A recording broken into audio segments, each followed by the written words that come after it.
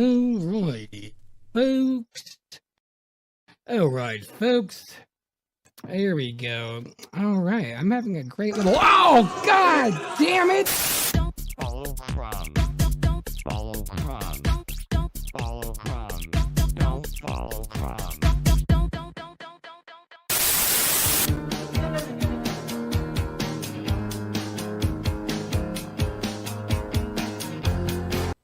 All right, we are live. DJ Curious, thank you for joining the Gravy Brunch. What's up? Thank you for having me. I'm excited to be here. Man, those are cool shades. What do you got there? Oh, yeah. Excellent. It says love crumb. Oh, what? It does. Wow. Do you have a ring light? I don't see a ring light in the glasses. Usually I would see that. Oh, because I have it off-centered. Ah, smart. Smart. Mm-hmm. Very good. Kind of very because good. morning lighting, right, isn't the same as the Strange World lighting, which is, we're working Oh, because it's different time of day. Yeah. Right? Yeah. Mm-hmm. But no, happy to be here. Thanks for having me. Yeah. Thanks for being here, man. You're coming all the way from Laguna Beach, California. Right? I have to ask, do you know LC and Low? You know the That's a reference? common question. I've met the sister. I've seen the people around town over the years, but yeah. Mm-hmm. Oh man, that show was fire back in the day. That was huge. For anybody who doesn't know, that was the real OC era, the early 2000s. Oh yeah.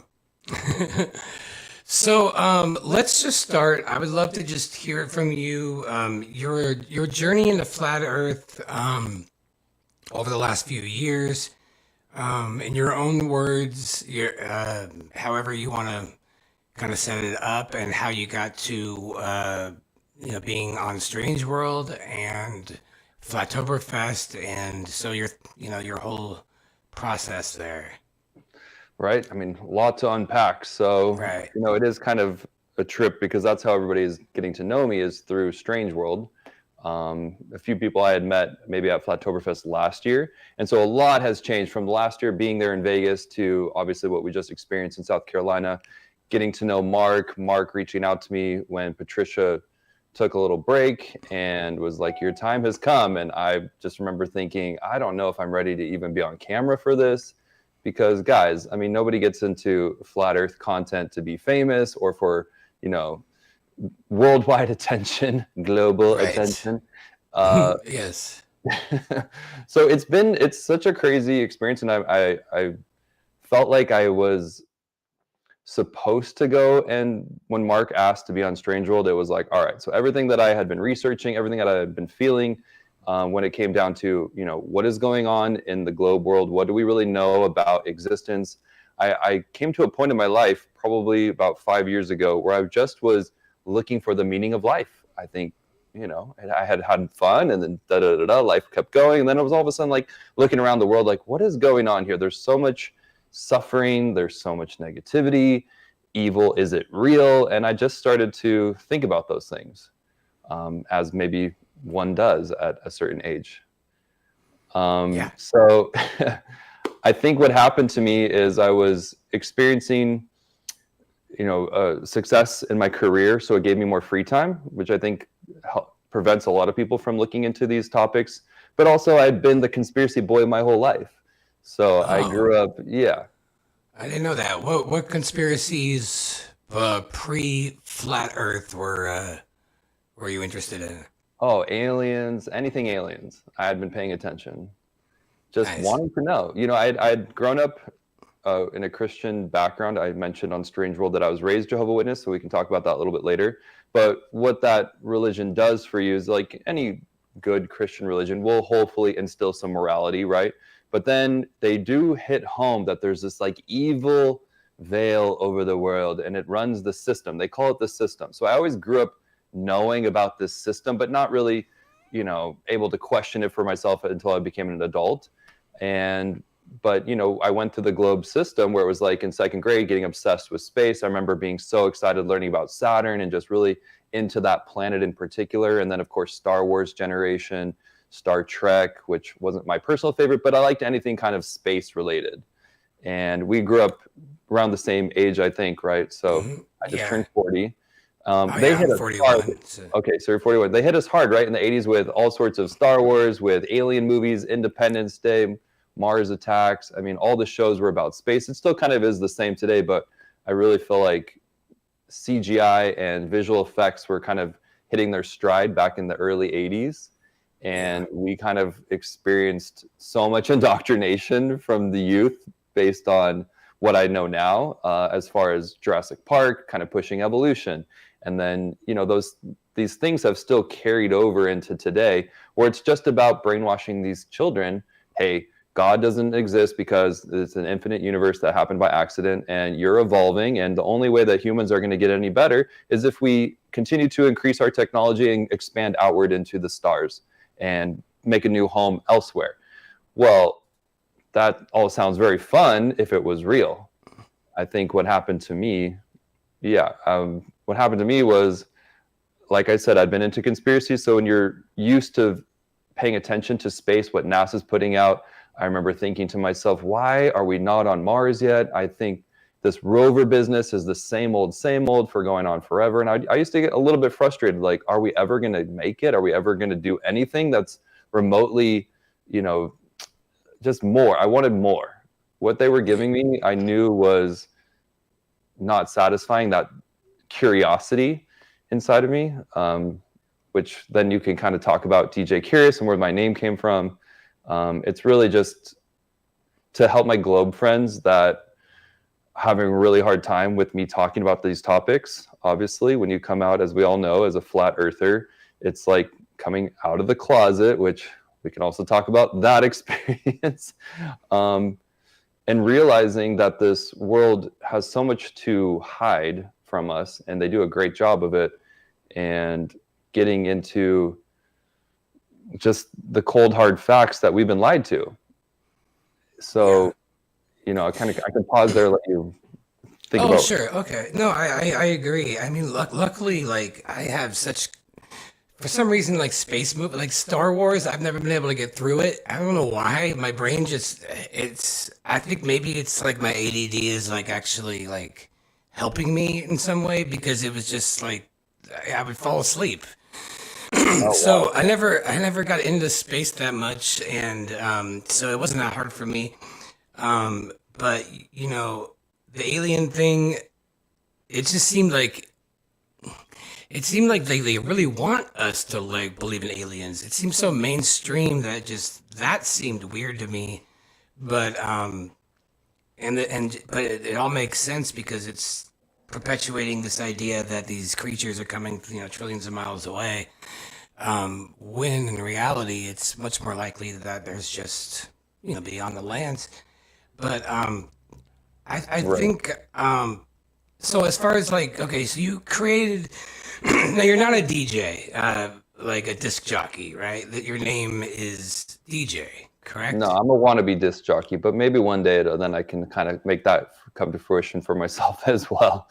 Well, you can go But to Juilliard to learn how to do it. You spend 3 years standing in front of this thing going, "Oh, yeah!"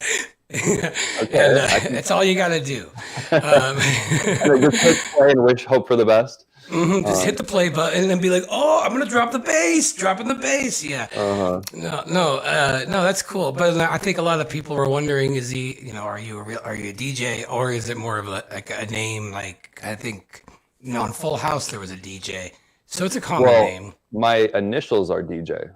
That's what I noticed on your Facebook. Yeah. Yeah. So, I for multiple reasons, I decided to don a disguise and use this alias, DJ Curious. It was really because when I first came out as a flat earther and went to these meetups, I was going by DJ because I just didn't want anyone to be able to look me up and find my information. And, who knows, I just was so paranoid, I guess, a little bit scared also, because it is a little bit freaky when you're questioning everything in reality and that it's so taboo that I wouldn't even talk about it in the beginning, like most of us. Yeah. Just sitting there going, that. right, just going, okay, I can't even admit that I've ever even looked into this. But I couldn't deny that I was feeling, it's like don't follow crumb. Well, they were leaving breadcrumbs of truth. It was like keep going, Right. keep going. I'm going to keep eating this up until I really figure it out or not. Try to debunk it, etc. So Yeah. kind of continuing my story, I was into the alien stuff. So I paid attention. I watched Ancient Aliens. I paid attention to UFOs testimony. I was reading books ever since I was a kid on it, just kind of that nerdy guy that was reading about abduction stories in 6th grade. I mean, I just always had a fascination. And I think it does come from our indoctrination, but also kind of hoping that there was more out there. I was just so curious about what is possible. And I never really discounted God entirely from my mind because, again, I was raised Christian. So I had this kind of little bit of faith in the sense of that I knew there was a creator. I just didn't limit the creator's abilities to just the earth. I was like, well, he could have created space and maybe there's other beings out there that are going to be introduced. And, I didn't know. It was just kind of the fun. And, part of that was also the X-Files generation of watching Mulder and Scully question everything. And then by the time I'm a senior in high school, boom, 9/11 happened. And I don't know how much we can talk about, but that really was an eye-opening event for myself, who was just, I think, old enough to question what was happening there and got really weirded out when I saw all that and was following that instinct, which led me into other conspiracies. And so I had heard about the moon landing being possibly faked, which was so hard for me to give up. I just remember being like, that's impossible. How could they fake it? Like the typical things. Like, sorry to say, I wish I could be. I was just so aware and had the insights to just debunk it instantly, but it doesn't work like that. It's kind of trippy. And I think that's why DJ Curious came about, was like, when I talk about this with my friends, I just want them to be curious. It's like, I can't ask anyone to believe this. I can't ask anyone to, I don't expect anyone to believe this until you do your own research, because we all know it takes a lot of time to kind of pull every thread, check every box, and make sure that you're kind of covering all the, what did I miss? What did I miss? What about this? What about that? You know what I mean? You go, what about satellites? What about Antarctica? All these things that we kind of have to learn about. What does the military know? What do we really have that NASA is putting out? What images are they? Let's take a second look, because you start to question all the flat Earth proofs. And when I talk about this with my friends, I was like, guys, look, this is what I'm going through. This is what I think is interesting. And when you're friends with someone, a lot of the times you're talking about relationships, or you're talking about current events, or you're talking about whatever's going on in your work. That's your friend topics. Politics maybe. Yeah. But for me, I was like, look, I'm not going through a breakup or anything. I don't have any boy problems, girl problems, whatever you want to. I don't have any of those problems. Okay. I don't have any problems with other things. All I have a problem is what the F is going on in this world. And so that's what I want to talk about with people, especially after lockdown, and especially after everything that we saw happen, how it wasn't fair to small businesses. It wasn't fair with the way that they scared us into things and making decisions for it, and forcing us to make decisions about our bodies that maybe people have felt guilt pressured into doing. And so all of that is like what we've all talked about and heard about, this bubble of things that were rising to the surface, all kind of pointing me and pushing me towards, well, let's look into things, Yeah. Yeah. Let me, like, really quick. You said, see, this is the biggest thing with flat earthers, is because I could see if somebody finds religion and all of a sudden wants to talk about it with their friends. They're like, you guys, you got to look into this Christianity thing. There's something to it. And then to a point where it could be off-putting. And I understand how that can come off like, oh, this person is desperate for like an identity and they're going through a crisis.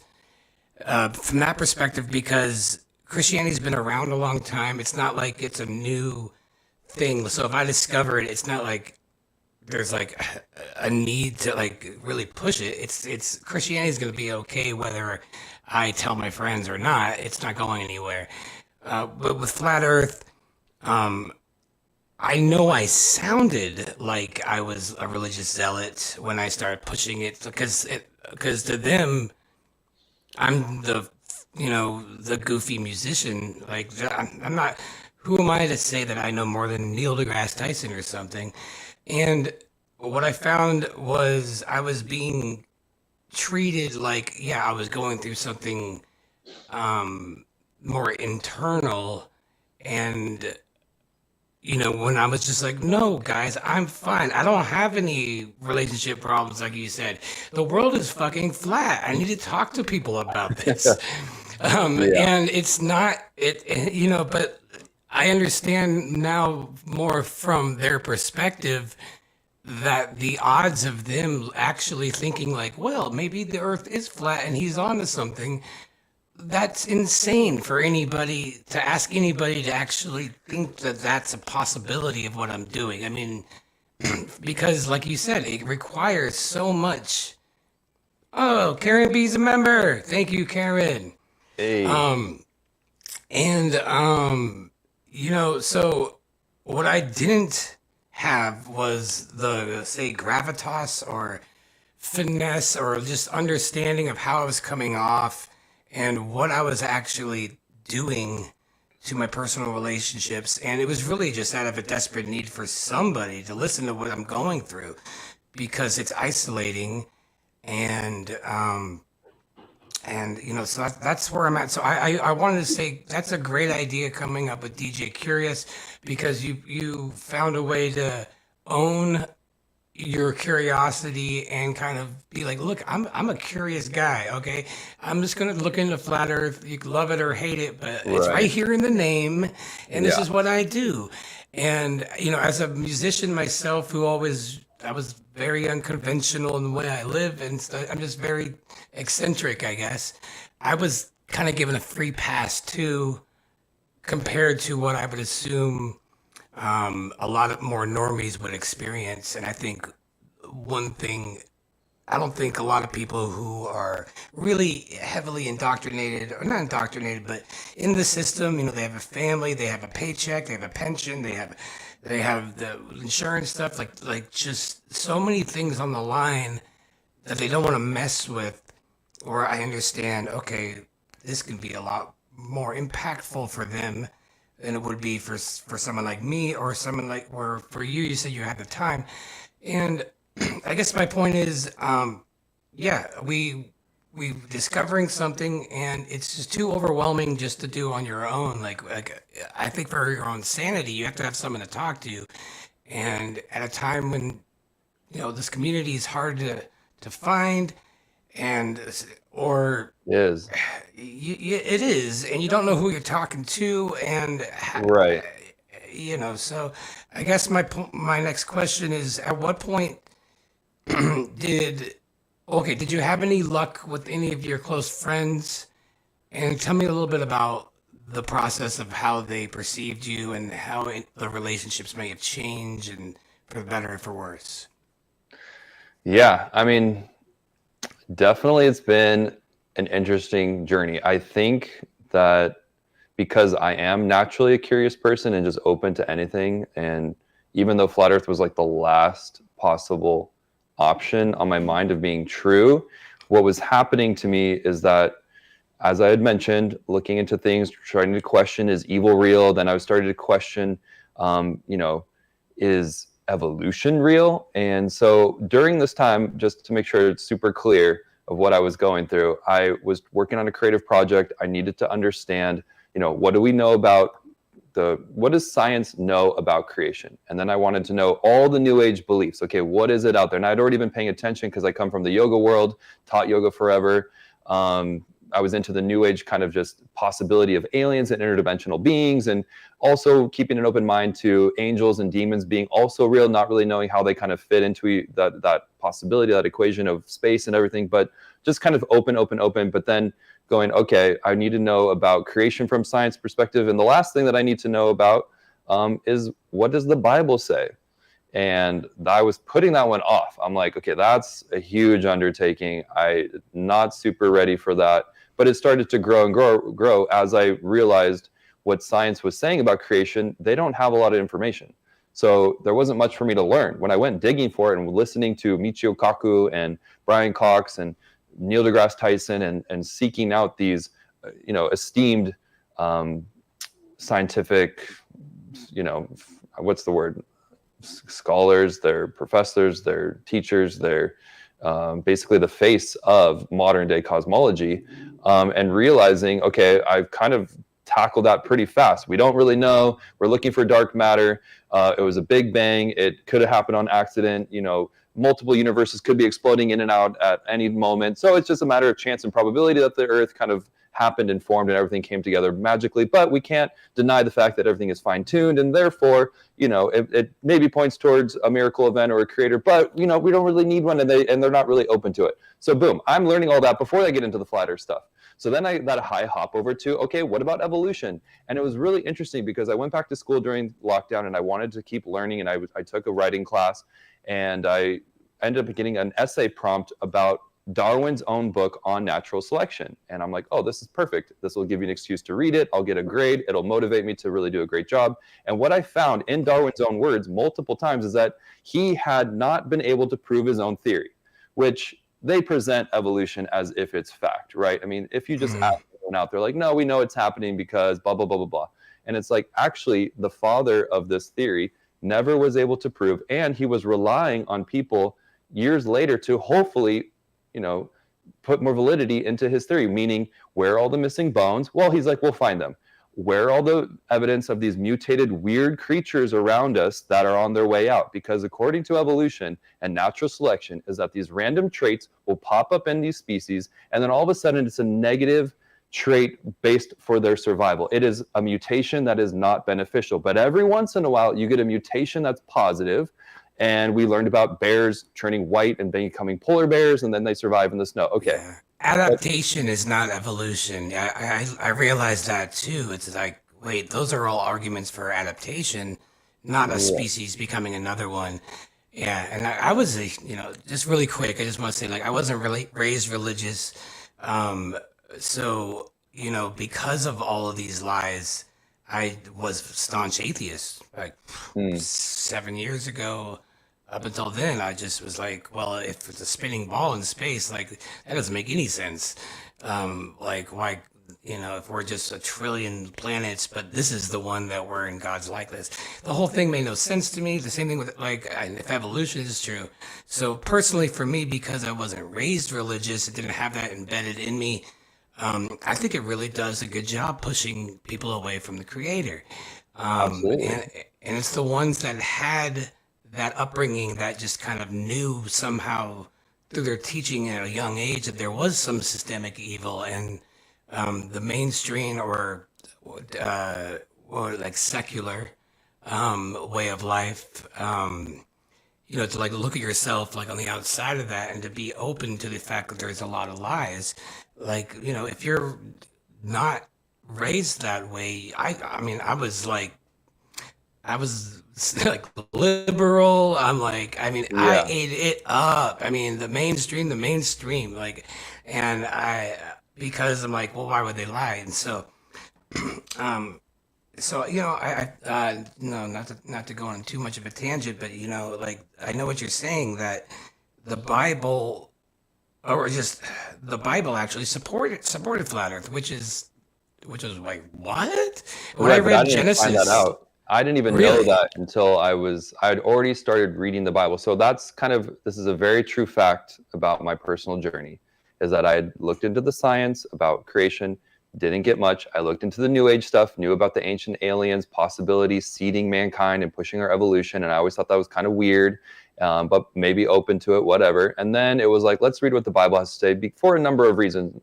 Number one, because of the faith that I was raised, I really wanted to understand what was I raised in, what was this belief, and do I still feel the same way today? Because they have a very specific doctrine that is in direct opposition to what I shared on Strange World a few episodes ago, and it's in direct opposition to what the average Christian person believes. And whether it's right or wrong, look, I think everyone needs to look into it for themselves, but what they believe that the Father and the Son are two separate gods. Boom.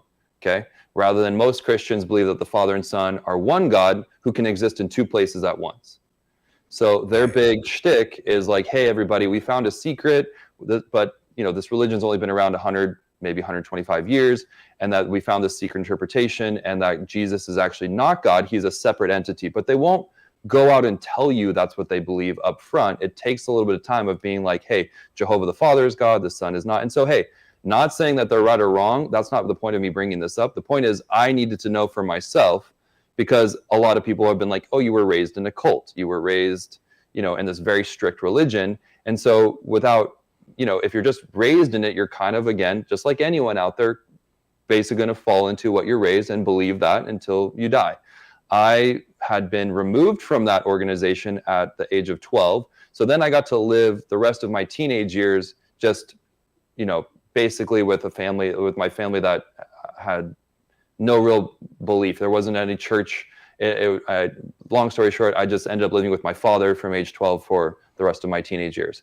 So he was baptized Catholic, but didn't want anything to do with the church, kind of really over it, and didn't talk about God. He was watching sports on Sunday, and I got to live my life however I wanted. So that's a big change when you go from no birthdays, no holidays, you can't do the Pledge of Allegiance, no participating in Halloween, to all of a sudden it's all open. So I'm like, oh, cool. Like I can just do what I want and go trick or treat for the first time as a 12-year-old, or have a birthday party, and these things that I just wasn't really exposed to, even though I had some upbringing with these other holidays. You kind of hear, oh, that they're pagan. And so it kind of ties back into what people feel about a lot of these holidays today, that the Jehovah's Witnesses were already ahead of, being like, hey, we don't celebrate Christmas because what does Santa Claus have to do with the birth of Jesus? We don't lie to our kids, so we're just going to be upfront and tell you, like, look, there is no Santa Claus, sorry, but we're going to give you presents. My mom was really good about, like, hey, how about presents whenever you want, not just one time, and being, with all due respect, it was more of like, we didn't have to wait for Christmas to maybe get a toy. She was a little bit more lenient, like, oh, you really want it, let's go get it. And so I kind of got to live in both worlds. But what ended up happening to me is, as time went on, and coming out of the closet as a gay person, which that happened at 19, from a religious background, a religious family, I'm getting kind of basically attacked in the sense of, well, you are completely on the wrong path and da-da-da-da-da. So, hey, if that's what somebody believes, that's fine. But for me personally, who had to be existing as myself in this world and figuring out things for myself, I was not really wanting to hear, oh, that you're going to burn in hell and God hates you. Okay. I'm like, look, that doesn't sound right to me as far as a loving God. Now, this is a very heated topic, and a lot of people want to project onto me what they think I need to be doing and what I need to believe and what the Bible says. And therefore, if I'm not in line with what they think and understand, then all of a sudden I'm condemned and I'm speaking lies, and then all of a sudden I'm, a false whatever. Guys, I am being refined like the rest of us. I am studying for myself. I am open to whatever changes come my way from the Lord himself. What happened to me with Flat Earth is I was studying the Bible. I had already researched those other things like I told you, and I was seeing truth. Okay? Yeah. So that truth was setting me on a path. So just for those viewers out there that are like, well, if you're gay, you can't be a Christian. Guys, relax. I am totally fine with whatever my life turns out. I don't need to be satisfied by another person, male or female, when I know that the only way we will ever be fully, truly complete is with a spiritual connection to the Heavenly Father, who is the Creator. Okay? So that is my focus. That's where I'm at. Doesn't mean I think I'm perfect all of a sudden just because I'm Christian, but I'm also not going to ignore the fact that I literally am a gay person who found this creator, and that the truth was being revealed to me, because obviously that's how we feel when you get to Flat Earth. You go, wow, I had no idea that Genesis 1 spells it out. And if everybody knew today or tomorrow that the way God describes creation in the very first chapter is exactly our scientific reality, it would wake a lot of people up, right? Big time. Even a gay person might go, holy crap, this is something to pay attention to. Yeah. So that's what kind of happened to me. I mean, I was reading this book going, it's revealing to me that evil is real, that evolution is not, and that creation is very true. And then that opened these kind of flat earth started to pour in. So that's where we can kind of get into of how did I start getting into flat earth? I don't know if you have any questions at this point, but that could be. Oh, I mean, well, yeah. Well, first off, like, I had a really good friend, Bert, who actually, he passed away like a month ago, but he was Christian or a Catholic, and he was just such a saint. And he would talk to me about things, and this was like 2012 through 2014. I was still, very atheist. And then when I started looking into flat earth, like I read Genesis, and I'm like, firmament? I'm like, I always thought this was just like a fairy tale or something that was in the Bible that everybody agreed was just like a caveman's best at explaining things. I did not realize what that it was supposed to be taken literally. And you're right. Like I'm like, wow, holy cow. But okay, my question is, what in your opinion, what was scarier, coming out to your family as gay, or like coming out as a flat earther to the world? Which one felt? Ooh. Wow, that's a great question, and it's interesting that I've been in both situations. So when you finally come to terms that you could be gay, trust me, it's a battle against yourself, because you know that most people, especially this is going on 20 years ago, that I'm being compared to all these horrible people, and I'm just a kid. I mean, that's what people forget. It's like you're just a kid. Maybe it was nature versus nurture. Okay, guys, we could talk all day long about that, but my personal reality is that I didn't ask for that to be that. Now, does that mean that I'm going to make excuses for it and that I can live like you can just live in your sin? No, guys, no. I think that if you're not aiming for love, you are missing the mark that God has simply laid out, that Jesus said. It was like, aim for love. Does that mean I need to go love a guy? No. Right now, I don't care. I just need to be focused on understanding God's word, understanding the truth, and whatever ends up happening, I'm fine with. Okay, so that should sum up that. But going back in time, 20 years ago, when you realize that you're different and you know that your family's probably going to be ashamed, your religious side of your family is going to be completely maybe disown you, and your friends, who knows how they're going to react. I mean, I was in high school still realizing like I really did not have the same interest in girls like these other guys.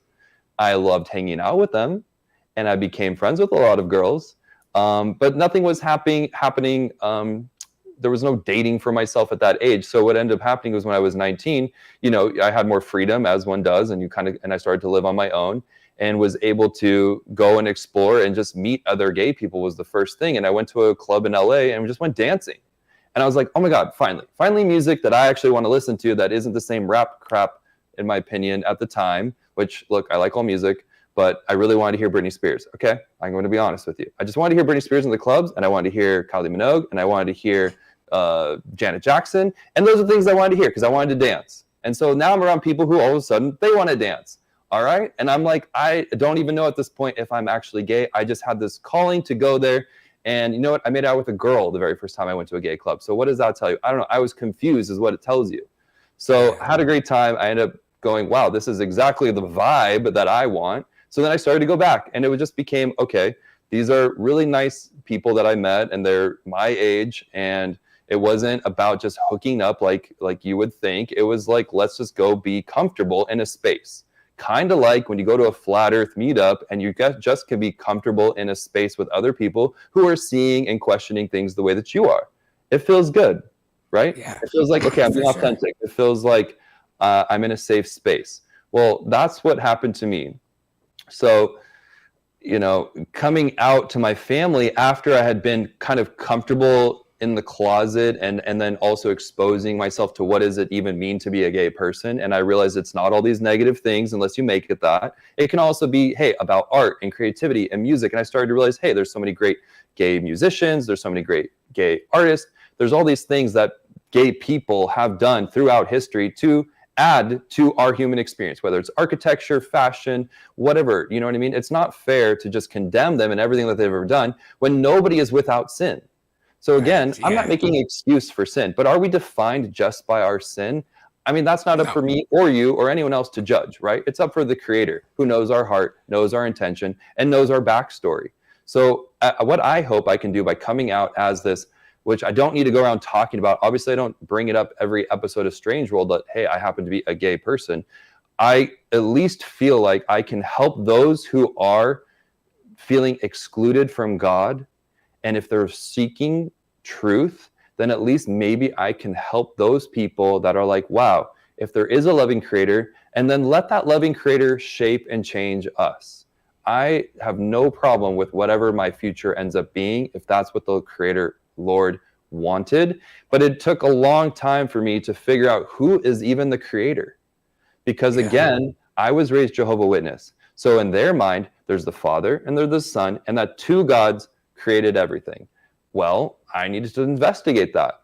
So I started to read the Bible. It was leading me onto truth. And then I was like, I guess it's time for me to understand Jesus, because again, if you're raised Jehovah's Witness, you don't really have a relationship with Jesus. You have a relationship with the Father, who is Jehovah in their mind. So then I had to figure out if Jehovah is Jesus Jehovah in the physical form, or are they literally two separate things, which is a very hot topic, which I've even found in the flat earth community is a hot topic. So it's just kind of ironic that I already come from this background where, hey guys, I could totally be on board with Yah being separate than the Son, Yeshua, Jehovah, Jesus. I don't, it wasn't about me being right. I'm not here to say that I'm right. I can only tell you that when I started to read the New Testament and learn for myself who Jesus' character is, that I felt good. Okay? Yeah. Okay. I felt hope. Now, if you guys want to rip it away from me and be like, this is a New Testament book of BS, fine. But in the meantime, I'm on my journey, just like the rest of us, looking for truth. And I'm not going to say you guys are wrong. Please don't say that I'm wrong. If you say that I'm wrong, show me what you got. I will look into it. Do you know what I mean? I'm evolving. Yeah. I'm morphing and mutating and moving forward and with what I think is truth, because if space is not real, and if evolution is not real, and evil is real, and there's a book that tells you how things are going to play out, if that New Testament book continues to be right, aka prophecies, then maybe more people will perk up and go, hey, what's so bad about this Jesus character? He obviously told us what's coming, and if what he told us is coming, then how did he know? Well, maybe he must be divine. And then you can figure out for yourself if that divine being is God in the physical form, as the Bible says over and over, or if something was changed and you guys have a secret interpretation like the witnesses who want to show me that, no, we have the truth and everybody else has the lie. I think when you start assuming and judging others is when God's going to turn right back to you and be like, dude, stop pointing the finger.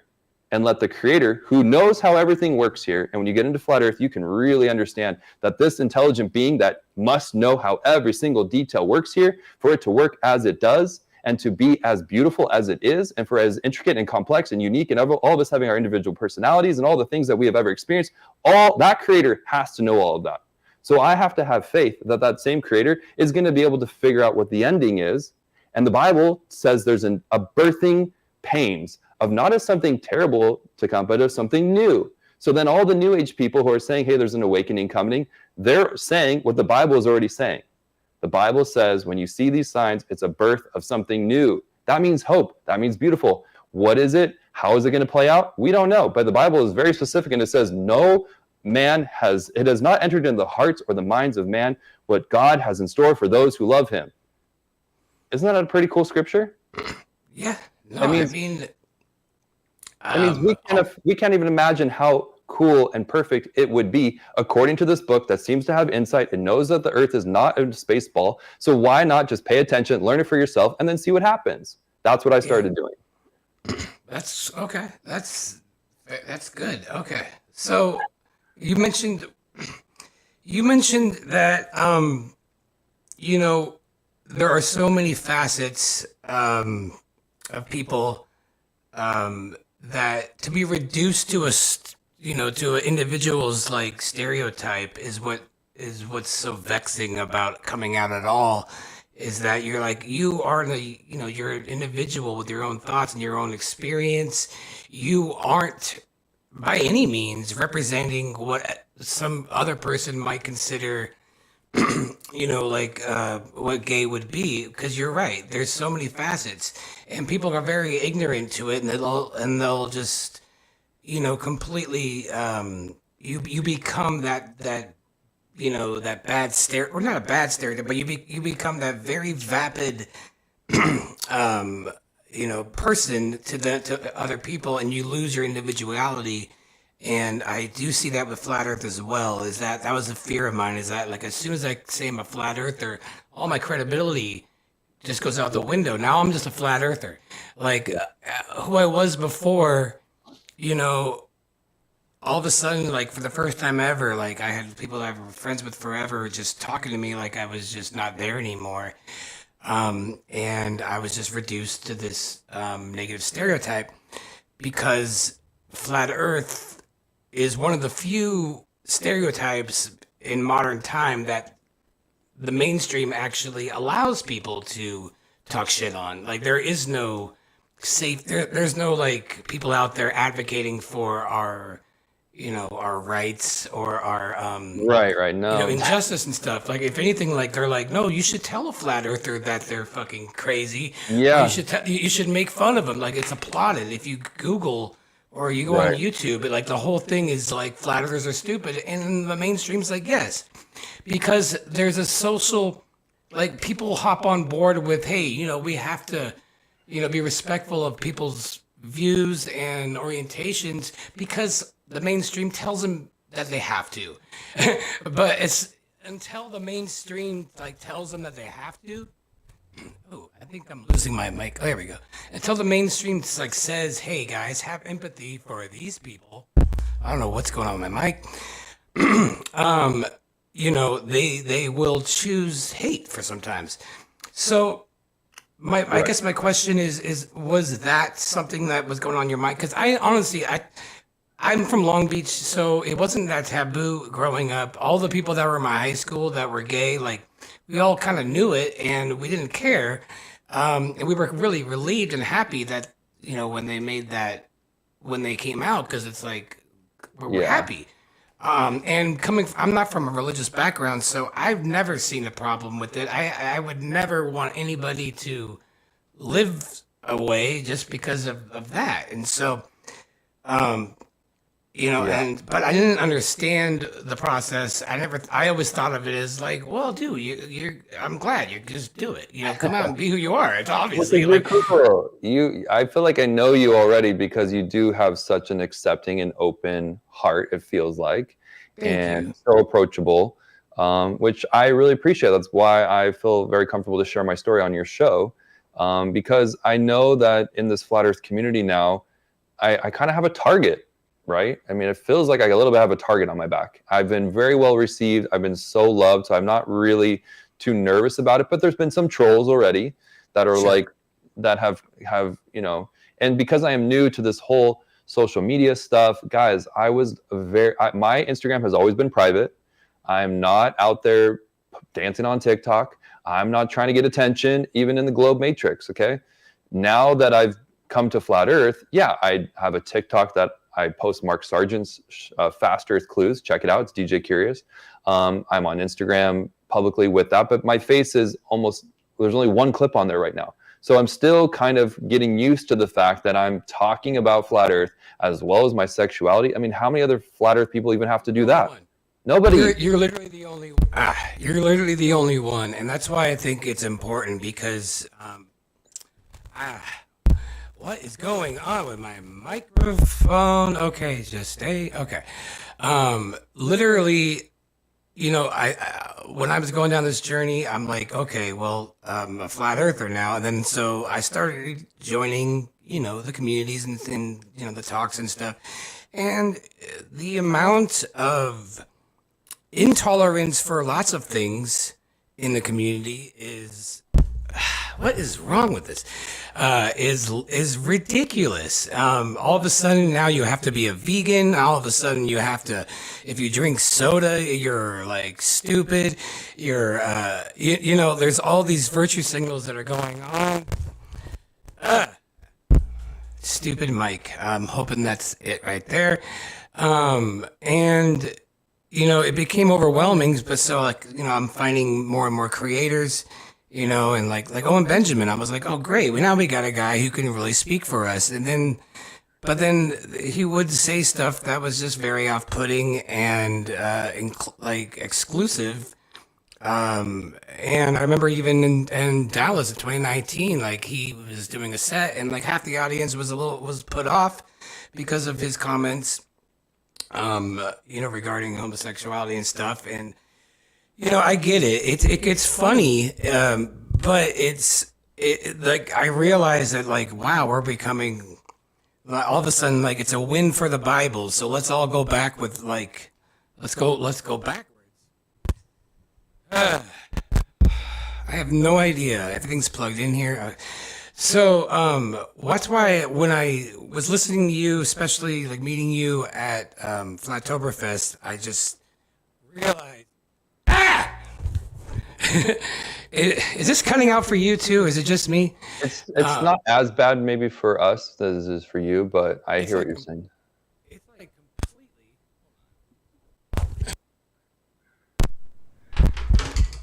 All right. Hopefully that'll stay. Yeah, that sounds good.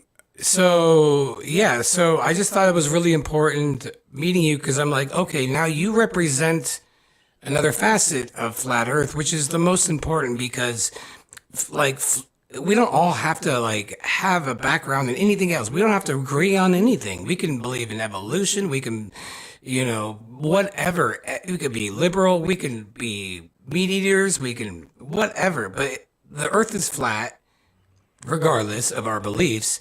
And when you really think about it, like it's flat for people whether you believe it or not. And eventually, ev- eventually, eventually, it will have to get to a point where that's all we all agree on is flat Earth because you can't have all the other things included because once 8 billion people are flat earthers, then we're going to have every type. And so it's nice to have someone like you. It's a fresh voice. And because I don't know anyone else who's been coming out as a flat earther who's also openly gay. I just don't see it, to be honest. And it made me think like, wow, we have a lot of work to do here. And I'm hoping that I know there are a bunch, they just haven't taken the step into the spotlight like you have. And I really commend you for doing that, man, and that's also why I started doing it, because I'm like, I'm okay. I'll put myself out there. Like, it won't affect my life as much as most people. I felt calling to do it and maybe help other people feel comfortable to do it as well by talking about my journey. And I think that's really how we wake people up at this point beyond proofs is just normalizing it because people don't come out. Like if I was actually listening to a true crime thing the other day and they were talking about, whistleblowers and whistleblowers have to think about all these things. Like, well, now like the whole town's going to know that you did it, that you whistle blew. And like, how does that affect your family and your job? Like there's all these things. But it wasn't until like a community like supported that and you felt safe, where people feel comfortable coming out and saying what's up. Just like with the P. Diddy thing, everyone's saying, all these people are coming out now, yeah, this happened to me then, but they didn't say anything because they knew there wasn't enough energy to like be supported once they did. Right. You know what I mean? Like it had a lot of these people come out with saying P. Diddy did this 7 years ago, the media would have like destroyed them. Their life would have been ruined. No one would believe them, and it wouldn't have been in their best interest. And they weighed the pros and cons because there wasn't a safe space to come out. And it wasn't until enough people started doing it, they're like, okay, thank you. I can come out and I can be real here. And that's what I think that's the most important thing with flat Earth because it's it's like the ultimate truth. It's never going to have a PR department because it'll never be centralized by like a single entity. It has to be Wild West because the truth community will eat anything alive that seems manufactured. Right. And so we're kind of doing this organically. And so, I guess my point is like meeting you, talking to you was like, it was just such a fresh breath of air because I could see how potentially that like what you're doing could really help a lot of people who relate to you, and that's very therapeutic, man. Like it's very important, and I don't know if you realize that. I don't even. It's hard to like. You're not going to get paid for it, but like it's important. It's more important than most people's jobs. And also I think it's more on par with what God would want us to do, even more so than preaching the Gospels and the Bible, because what a better way to honor God is to like actually acknowledge his actual creation, not the fake one that we've been sold. I mean, if I was a god and I made like a little like area and I was able to like make like a little dome with all these little people in it, and all of them were like, "Yay, we love our world, spinning through space and evolution," and I'd be like, "The fuck are you talking about, idiots? I'm right here. I'm in the globe. Like, all you gotta do is just acknowledge this. And they're like, yay, gravity, Coriolis, spinning ball.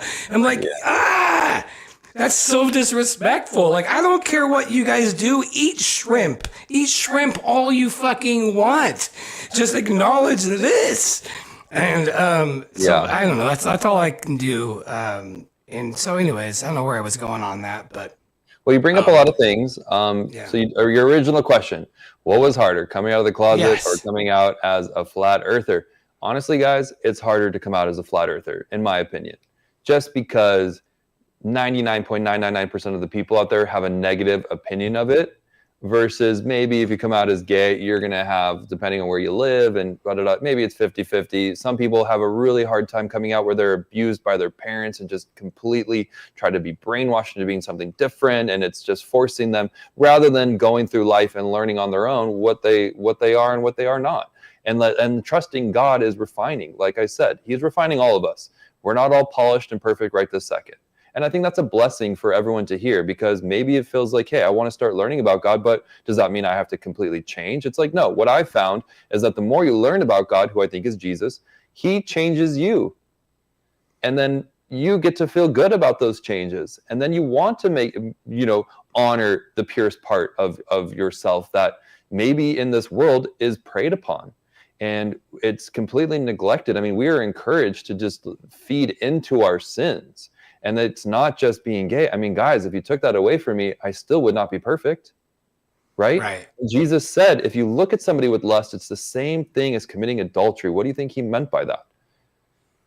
He knew how hard it is, and that what happens on the TV, the second you turn on the TV, you could have a burger commercial where they're trying to make you lust, right? So evil that's here, Satan knows how weak we are. So why did God, he made it very specific. It's like repentance, forgiveness is a daily practice. And for some people who are dealing with whatever they're dealing with, again, it could be gambling, it could be coveting other people's things and being greedy, it could be all sorts of negative things. I mean, humans in general have multiple things that we battle against. And removing just one doesn't make you perfect. Now, does that mean that I'm going to support any kind of sin? Absolutely not. I think we need to trust our conscience. And when your conscience is going off, listen to what it's trying to tell you. If it happens to be that you're abusing your body by just feeding into these desires of the flesh, I mean, we live in a very sex-crazed reality where the people are calling it free love. But what happens with that free love, gay or straight, is that if you aren't actually going for love, you are going to be unfulfilled. That I am very confident about. I'm so confident that if you are just not aiming for love, meaning love another person, don't use them for your own desires. I'm not saying that God's going to be okay if I chose to love a man. I'm not at that point. I don't need a man. What I need is to be around people who are seeing and feeling the same thing, because this is more important to me right now. Yeah. So if I am not perfect, I don't answer to you. I answer to the one most high, who knows my personal struggle, just like he knows each and every one of your guys' personal struggles. And anytime you ask for forgiveness, he's there to forgive. That's according to the Bible. So the best thing I could do for myself was start studying it, because I was hearing so much negativity. So it kind of takes this conversation back full circle. Why was I so obsessed with reading the Bible? Well, I wanted to know about creation scientifically. I wanted to know what the New Age people were looking out for. And then I wanted to know why my mom and other people were using this book against me. And so I started to read it, and it was revealing truth, and it was leading me on this path, like I said. And the more that I learned that the book was authentic and I could trust it, and that it is actually the authority on trust, and that its wisdom has no bottom, I started to realize this. Then God was preparing me, in my opinion, for flat earth, because it's a stepping stone. And just like you mentioned, we should definitely look up and be like, God, we see you. That's what I think is so important about flat earth that people aren't realizing. It's that, hey, we can eliminate so many lies and so much deception. Yeah. Jesus warned that all of a sudden we don't have to worry about space and all the space aliens and asteroids that are coming our way, and that our answers are in the stars, and all of that threat and all the possibility actually gets completely eliminated, where we don't have to worry about going elsewhere. Because even if humans were great and we never sinned and we were perfect and space was real and God wasn't, we're going out, and are we going to bring our problems into outer space? What about all the people who died unjustly? Is there any hope for them? But, Globers, they don't know how to react to that. They're like, well, this is part of the human process. We're evolving. Or if you're Joe Rogan, it's the humans are going to give birth to this new cocoon of AI, which is going to be better than being human. I'm like, this is in direct opposition to the Bible, which I think deep down feels much better when you realize, no, you're in an enclosed, beautiful system that's completely designed just for you. And you were made in the image and likeness of the Creator himself, which means we have the ability to create and to freely think. And that because of free will, we exist in the timeline of this BS that we're experiencing, evil running its course. But that doesn't mean that God doesn't already have the plan, which is then, again, getting back to perfection, but knowing that we already went through the negative side. So then we can appreciate the good side. So all of that has helped me continue to push forward and make that my focus, which is why when I got offered to go on Strange World, I was like, you know what? I know that this is going to rattle so many feathers, right? It is just going to ruffle and rattle these people because I already knew I wasn't really quite fitting into the flat earth side because, again, I'm spending all this time watching the content. So I'm picking up on Dean Odell saying like, and if you're gay and you just kind of bringing in who I love. I actually have a lot of respect for Dean Odell, but I know I've heard him talk about, if you're gay and you think, you aren't in, God must be not speaking through you. It's like, fine. You know what? I just find that I still was willing to listen and not get so attached to that identity of myself and just go, honestly, I don't need it. Like it already has led me down so much negative paths anyway that am I all of a sudden straight? No. But what can I do is I can just leave everything off the table and just focus on what is feeling good and what is truthful. And it was for me, reading the Bible became just so much more interesting, especially when you realize that the earth is flat and you start to go through that year or whatever it takes for you to investigate all of the proofs and to really put it to the test in your mind and in reality. And then all of a sudden go, okay, so I guess that this God does love me, and I guess that this God is revealing things to me, and then he's opening up new doors and closing others. So the people that are having a really hard time in my life, luckily, I haven't really lost any friends. I've had a few friends that just can't talk about it, so therefore we just didn't talk for a while, but they still reach out. I still reach out on birthdays or whatever, and that's really down to a very, very, very small number, maybe one or two people. The rest of the thing that's been super interesting are how many people are paying attention. And because you had asked me, like, have I had anyone get into this? Yeah, I mean, I've had friends now that are like, they see what's going on. So that feels a lot more empowering that it wasn't just me alone in this living room watching YouTube, listening to all sorts of content, which we can talk about, like how I really found and what was exciting to me. But long story short, yeah, a lot of my friends and family know what to look for now. And they knew me before Flat Earth. They know that my spiritual journey started first. And I wouldn't come to Flat Earth if you knew me, you knew how much I talked about aliens and all these other new age beliefs and possibilities, and was so into it, so into space. And I knew about these, all the things that they teach us about quasars and neutron stars and pulsars and all the terms that we just kind of regurgitate, and realized how much BS it is. It's because I'd spent all that time looking into it. It's really hard to give up space if you don't know anything about it, because you're just assuming that the experts have figured it out and therefore you trust the experts. But if we learned anything from the past 4 years, it's like we don't have to trust the experts because we don't know if they have our best intentions at heart. And if evil is in control of this system, as the Bible says, and as I grew up, I was seeing the matrix just become more and more real. And then you start to hear about these negative things going on in Epstein Island, and you start to hear about all these other things that get pretty dark. And I was like, holy crap, if this is all real, it's all in this book. Yeah. It's all in this book. This book has so many answers. I was like, the most powerful thing I could do is know it for myself. So that way, if someone's using it against me, I can say, hey, if you lead with love, the Bible says it covers a multitude of sins. If you are patient with people, it covers sins. If you bring people to Christ, it covers sins. So what do you think God's doing up there? He's going, guys, he sees us fighting over this globe matrix. He knows that he's right above, but he's not stressed about it. His plan is going to unfold perfectly, and he's going to wake people up. And if you're from this religion, the Bible says you could have visions and dreams of him. So then, boom, he can convert people from other religions, other languages, other remote islands. Because you know what he's looking for? He's looking for your heart. He's looking for how are you really living in love?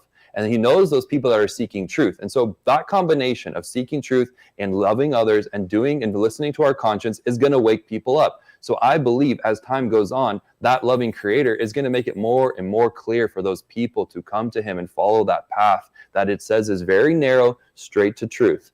And so I don't have to defend my past because my past has led me here. So why would I condemn anyone else that's going through whatever they're going through, whether you got a gambling addiction and you got to get so far down on yourself that that's the moment that you might seek Christ, because you go, you know what? I am so sick of being this way.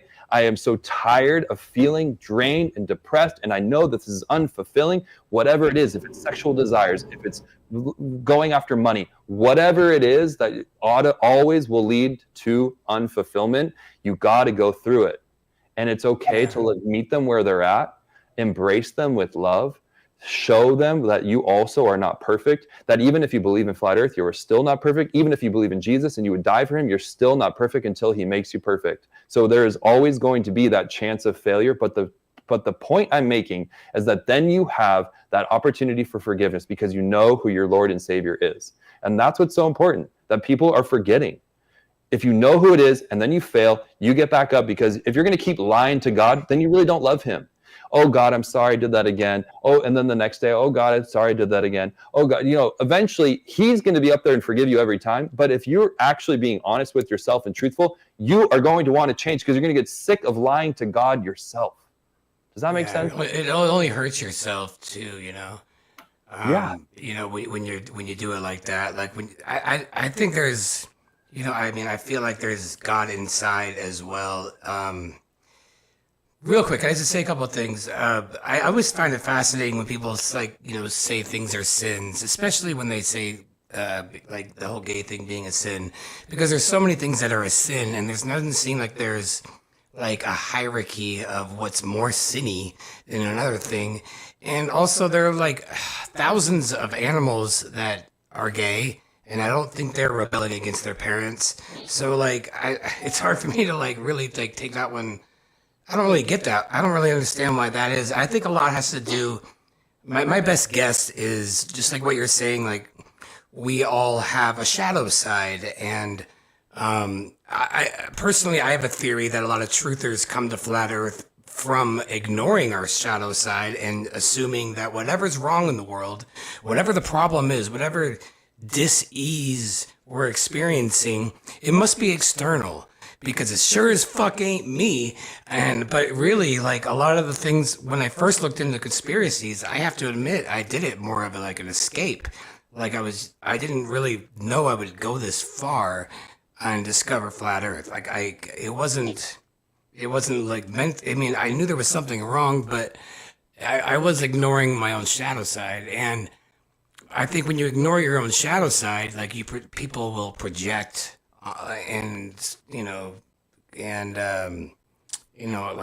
Condemn others all the time. And so like the people that are like, you, like it's really just because they haven't embraced their own shadow side. And we all have it. Like whether you're like a huge like gambling addict or something like really, really fucked up, or just somebody who does a white lie.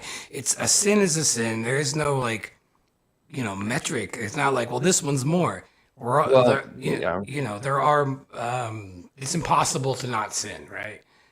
Right. The sin, the Bible says, it lives in our skin. Okay, so I'm never going to make an excuse for it. All I can say is, if it's on your heart and your conscience to stop whatever it's telling you, you should listen to it. Yeah. And so that's where I exist today. I'm not going to say that there's a lot of things about my past that I wish weren't true, but I think that goes for everyone, right? I'm not going to act like righteous and holier. I mean, just if you tell one lie in God's opinion, then you sinned. You know what I mean? So everyone's guilty at that point. That's the whole point of him providing a solution, which the Bible says is Jesus. Now, I understand not everyone believes it, and I'm just going to go, look, I don't want to have to defend the fact that I'm just studying and I'm learning and I'm interpreting what I'm learning, and I'm feeling that this feels good and it's been leading me on this path for truth. So maybe there's something to it. Let's pay attention to the prophecies of the New Testament, see if they come true before we're going to condemn it. So my point is, for me, it feels really good to believe that the loving creator is up there, like you said. He is looking down at all the mayhem. His plan's unfolding. He's going to provide a solution. He's going to help wake up the people that are meant to wake up. And that includes all people. And when you have a piece of the truth of like, hey, this lie is really big, it gives you solid ground to stand on and have faith. And then you can go back to the book and go, what else do you know, dude? What else has this book got to say? And that's what took me to this point. So, I think we can kind of get away from making excuse for sin, which again, not doing. And also, I think I agree with you, like they are created equal, but some people have a hard time when it's so upfront in their face. And that's what I think has happened to me. It's like being a gay person and then going into this flat earth community, knowing that I'm going to stand out like a sore thumb, especially if I want to be anywhat true to myself, which in my opinion, again, being gay does not mean that is your identity, but it has shaped my personality. It has, so many things of humor that I have found funny, and just things that maybe people just don't know until. All I can say is, guys, just please don't judge me. If you are going to judge me, that's your right, but get to know me. If you have questions about what I believe, ask me. If you have questions of what I think about, being gay, ask me. Like, I don't assume, just like I won't assume anything with any of you. And then let's continue to lift each other up as humans and push forward, because we already have, when you come to the flat earth, then all of a sudden we're all in the same boat. Like you said, we're all going to come from different areas. We're all going to have different beliefs about our health and about what is right and but we can all agree that we've been lied to. There is some sort of system of control. There's a matrix over a lot of our friends' eyes. And now what do we do about it? Well, that's why when I decided to come forward and be on Strange World, I went by an alias, DJ Curious. I'm really begging, that's me begging my friends and family to just be curious, because they, kind of wrote it off like, oh, well, DJ, you believe the earth is flat, but you can't be that serious about it. Well, hey guys, I'm serious. Look at how serious I am. I put my face on it. When they know that I've never put my face for anything like social media, really to promote myself, things that I've done things in my career and to be out in the public eye, but it's never like I sought this attention in Hollywood and like my mom probably wanted me to do. No, I was like, sorry, I don't want to go do those things. It didn't feel authentic. I don't want to be an actor. They're liars. I love movies, and whatever I did, I can respect the craft, but it just didn't feel authentic to me. This is the first time that I was ever like, wow, I care about the truth. And that means revealing the truth. And the Bible is like, hey, expose it. And it says not to worry. And it says, don't have any anxiety about the future. It says, worry about today. So boom, all of a sudden, these flat earth things in this journey, giving me a platform, I'm able to share my experience. And I do hope that I help gay or straight or whoever is out there, glober or not, flat earther or yes or no. I just hope that by us not being afraid to stand out, not being afraid to speak up for what we think is true, and to question everything, and to just be so curious that you're not afraid of the outcome. That's why I go by DJ Curious. Yeah. Well, being curious means that you're not stuck in your ways, because you get tunnel vision when we start saying, well, it's this. And then all this stuff that we see in this world where it's just infinite data just becomes, I'm only seeing the reality that I see now. And I couldn't agree more. Like I enjoy being proven wrong. I really do. I mean, when I started going into flat earth, I started being like, well, what else? I need to reverse the brainwashing, and I got obsessed with it. So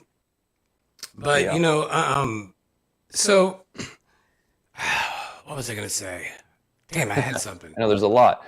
I mean, I think it'd be fun to share when I first got exposed to flat earth and how that all was sinking in. And what was the first proof, and how familiar with the heliocentric model were you before? Did you know any of the facts? Like, did you know like how fast we were spinning? Like, I didn't know any of that, and I learned all this stuff. And to be honest, like, I couldn't believe how easy it was for me to get like the desire and motivation to learn, mainstream narrative stuff. I couldn't believe it. It was like, where was this in high school? Like, this was hard for me to like get the motivation. All of a sudden I'm like, what are they saying here? And it just kind of just worked its way into it. My question is, because everybody has a flat earth proof where it's like, oh, are you serious? It's that dumb? Son of a bitch. I'm a flat earther now. Yeah. Like, You know, like, because some of them are pretty good, but then there's one that's like, flight plans? Really? They just go straight to, like, that was it for me. Yeah. What was it for you? Ooh, dude, so much similarity there. I think, okay, so my first exposure to flat Earth, besides what we were taught, like ships going over the horizon and possibly falling off an edge, is what flat Earth belief is.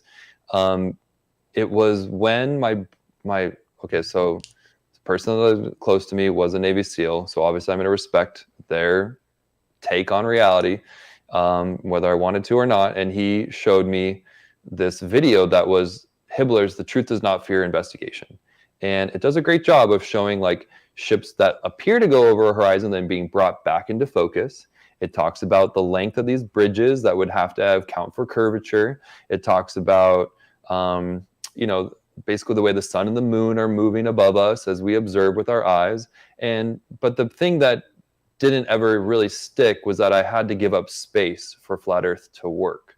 I wasn't quite, I think I was still caught up in this, like, maybe they believe in this upward disk creating their gravity. I wasn't really putting two and two together that what Hibbler was trying to say in that video, who now after rewatching it, it's so much more clear, and it is very concise, and it does probably say, you know, space does not exist, but it just wasn't sinking in that I had to give it up entirely. So then some time went by. I remember screaming at this person on the phone, which I hate to admit, and I have apologized. Space is not fake. Like, so fired up, just like, why are you trying to convince me space is not real? This is insanity. Like, I am waiting for my alien invasion. You're trying to take my ball, dude. Like, I'm not falling for it. I'm not crazy. Okay. So, but good news is, like, aliens, that doesn't go away. Like, right. You know, so you don't have to take away aliens, just well, the heliocentric. Yeah, you learn the other flat Earth theories that, hey, it's just more land, and that the extra territory has the terrestrials way out there, rather than up and beyond, or whatever, below and beyond. So when I finally, but the thing that stuck with me was that you could zoom in on a ship over the horizon and bring it back into focus. Pretty simple. But so when Mark Sargent's Behind the Curve came out, I watched it. I was like, I have nothing against these flat Earth people. I don't even know what they really believe entirely at that moment. I'm trying to figure it out. I'm just going to see who they are for the sake of entertainment. Well, I thought that they were very likable. So, you know, the movie's featuring Patricia Steere and Mark Sargent. And so it is very strange to be following in, you know, the one and only Karen B, who I have a lot of just admiration for and respect for being a trailblazer, and, you know, say gravity one more time. Like, I love that meme of her and just her whole, you know, she's just cool. She's and badass. She's badass. I mean, she really is. And so I love that type of woman anyway. And that's another beautiful thing about me, is that I get to know women and through who they really are, rather than trying to impress a guy or not, or worried about if a guy likes them or not. So again, I've learned about these people over my life. And what was cool it's kind of a trip, actually, to go and be watching Behind the Curve. And now people are equating me with, you know, Patricia and Mark. Like, okay, DJ hitched his wagon to the idiot train. Do you know what I mean? Or whatever. Like, oh my God, mind blowing. Because I watched that documentary going, okay, they're likable. Like, how could you not like Mark and Patricia? They're just kind of cute and funny and whatever. But at the end of the movie, they debunk themselves. I'm like, God, okay, idiots. I don't have to watch this. And I fell for it. I hate to say it. I fell for it. In that moment, I turned it off and I was like, yeah, flat Earth nonsense. Interesting. Wild. So. Yeah, no, I remember like that everybody was like, oh my God. And then but they were really looking for something. I mean, it really was just edited nicely. It was so infuriating at that time, because I was a flat earther, and I'm like, and it's just, it was so much harder. The community was so much smaller, and the content was not nearly as palatable, I think, for the masses back then. And the arguments, like, I don't know, there was just so much. It was so frustrating during that time. I just felt like, like they're not even allowing this. They're not listening. And it was just, and that's why I felt like I had to be like, God damn it, it's flat. Like, if you guys aren't going to, like, this is going to get squashed. This is important.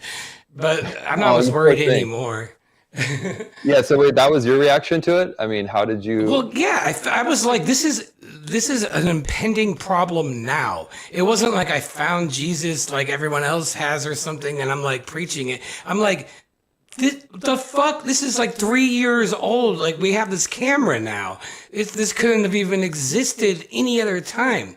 So when in history does everybody have access to like communications over the internet and learn that what they're on is a lie and be incredibly gaslit by not only the establishment but your friends who are parroting things and they just turn into these like automatic robots that are like, no, don't you know that dude. flat Earth is stupid? It's like, dude, you were just a normal person 5 minutes ago. We were laughing. It's like, oh, you're a flat earther. That is dumb. Oh my God, have you seen the pictures of NASA? Yeah. I'm like, what is happening here? know, This but is a it's problem. But it Yeah, is hard. It is hard because I was very plugged in. Okay.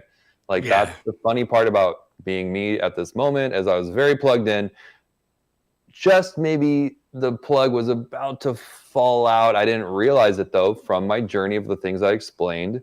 But it was Mark and Patricia who kind of gave me something to chew on, and realizing like, okay, they're crazy. But I was more of looking at it like they're choosing to go against the grain and anti-establishment. I wasn't really convinced that they believed the Earth was flat. I was more convinced that they were. What did you think they were doing? Wait, I'm sorry. Go ahead. You were about to Yeah, say. it's kind of like what I said. I think that they felt like they were anti-establishment, which, Right. hey, again, I come from that religion that tells you the matrix runs the system, evil runs the system. You know, the world, the earth is perfect in the sense that the way God created it and has allowed things to go haywire.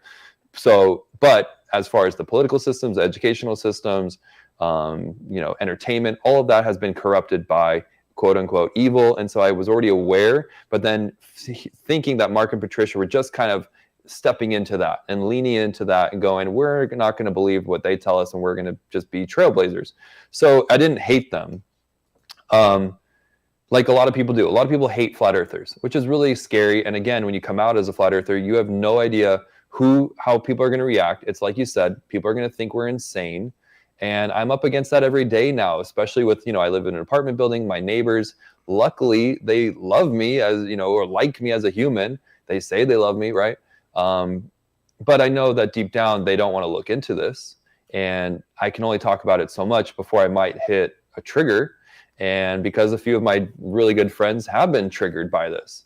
And so it's heartbreaking because they don't want to take the time to know, and they don't want to have their reality that rattled. And then because of the spiritual element to it, it really freaks out a lot of people that like, all of a sudden I'm going to have to change and I don't even know how I'm going to fit into that. And it's just like this daunting, ominous feeling of like, well, I'm just a piece of shit then, and I'm not going to believe and be crazy. So this has got to be complete BS. But they're seeing, the people that are paying attention that I talk to, I have them now looking at NASA with a keen eye, kind of just what do you think? Does that look real to you?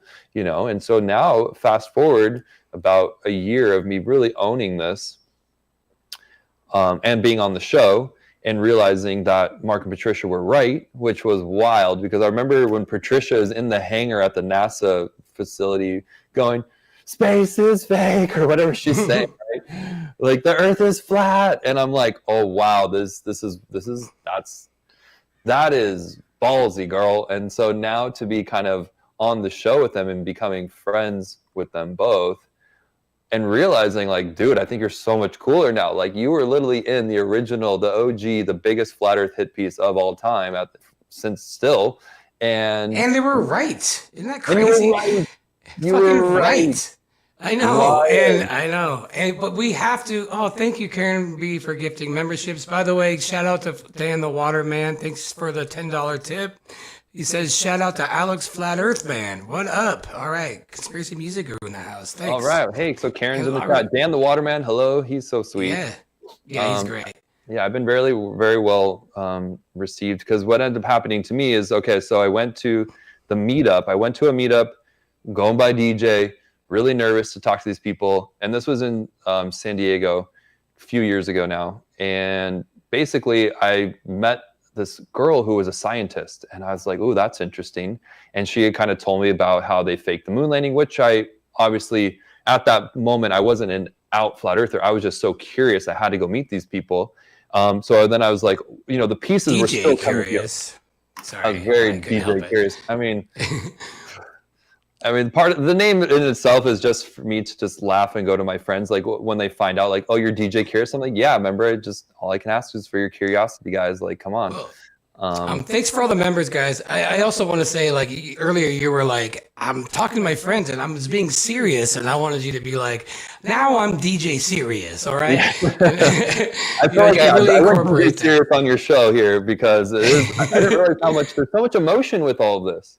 Yeah, there is. There's a lot. There's a lot of emotions.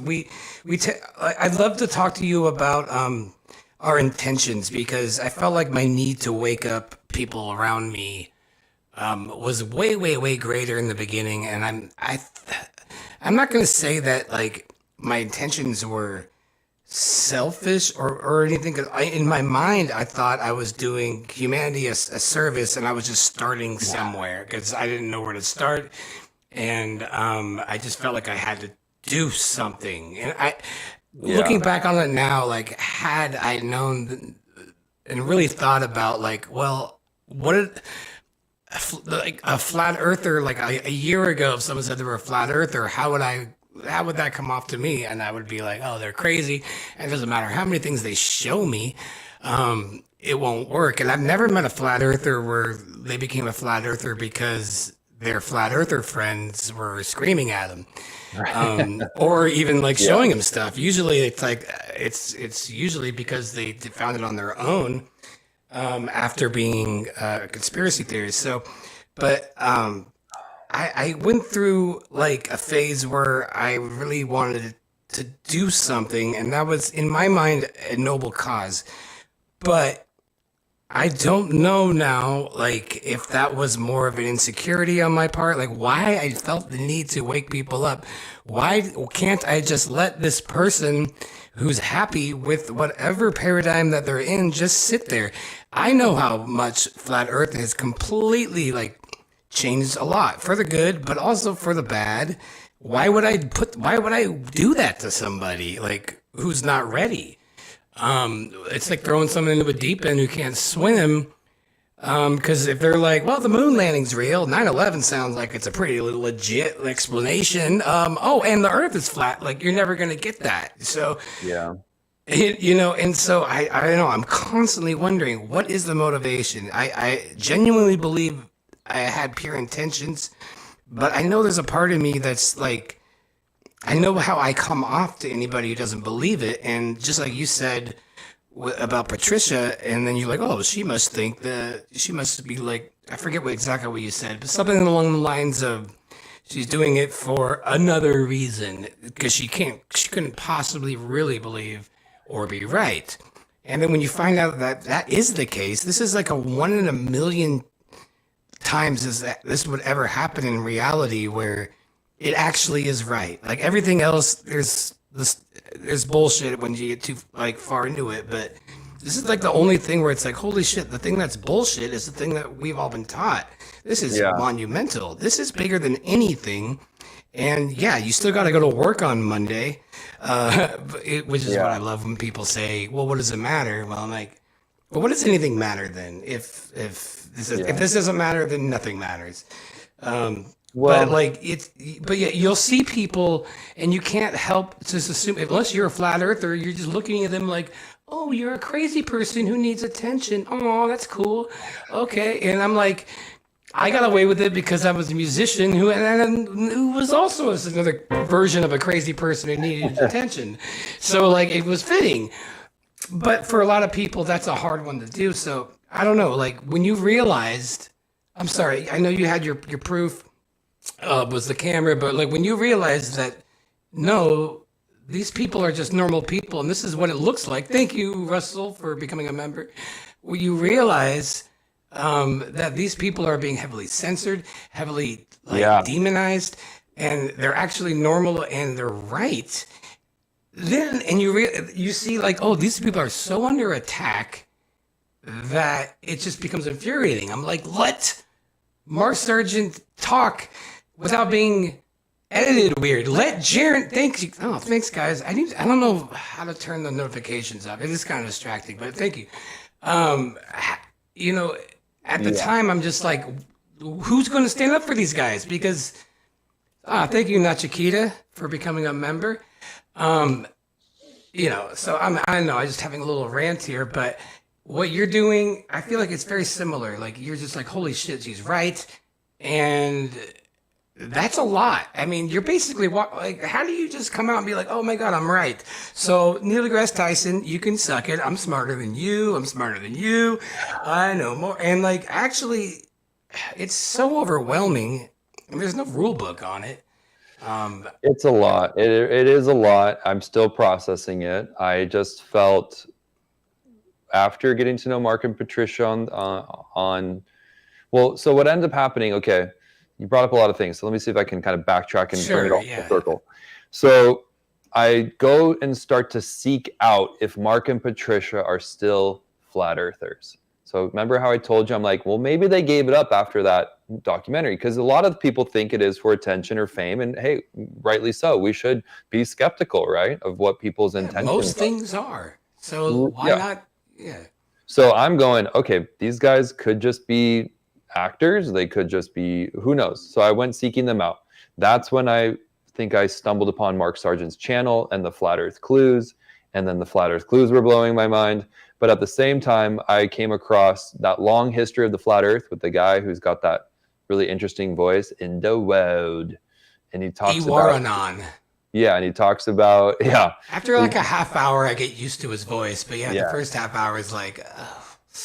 In the world is all I remember. But I mean, so I'm eating that up at this point because, again, I feel, my journey, I have to say, is a spiritual journey. Not that I think God is.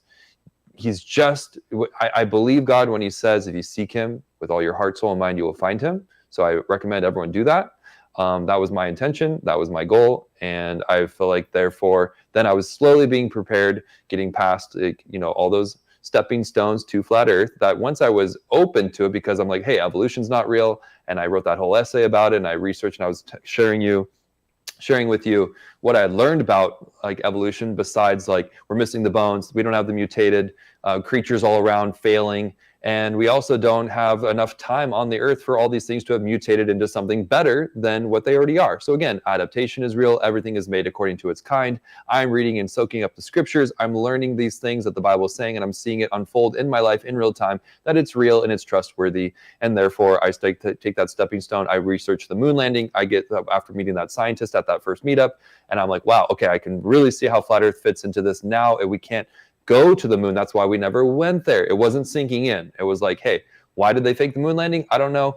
It's because we can't go there. Okay, that's flat earth theory, flat earth fact. At the time, I'm questioning it, right? So then I go and I'm finding Mark Sargent. I'm listening to Strange World, and I'm like, why do I love this guy? Dude, I love Mark's like whole delivery for some reason. I'm going, why am I falling for this stupid flat earther? You know what I mean?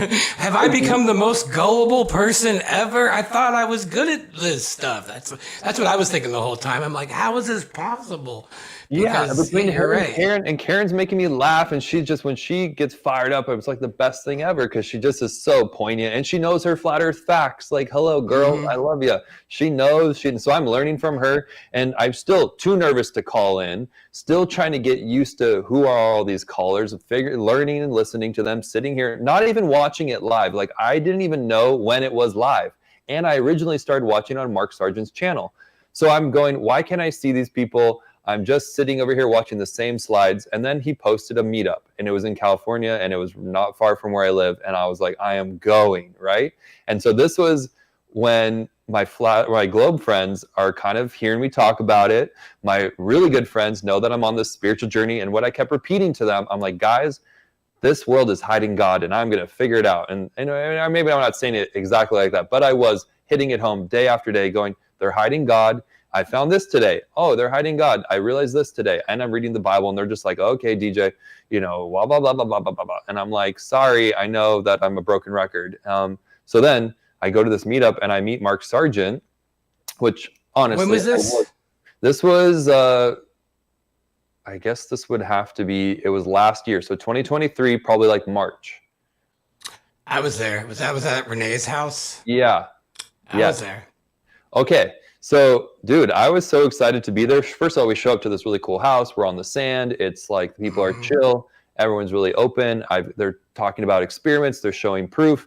Mark is there, who I kind of already got to know from the clues and a little bit of Strange World, I think.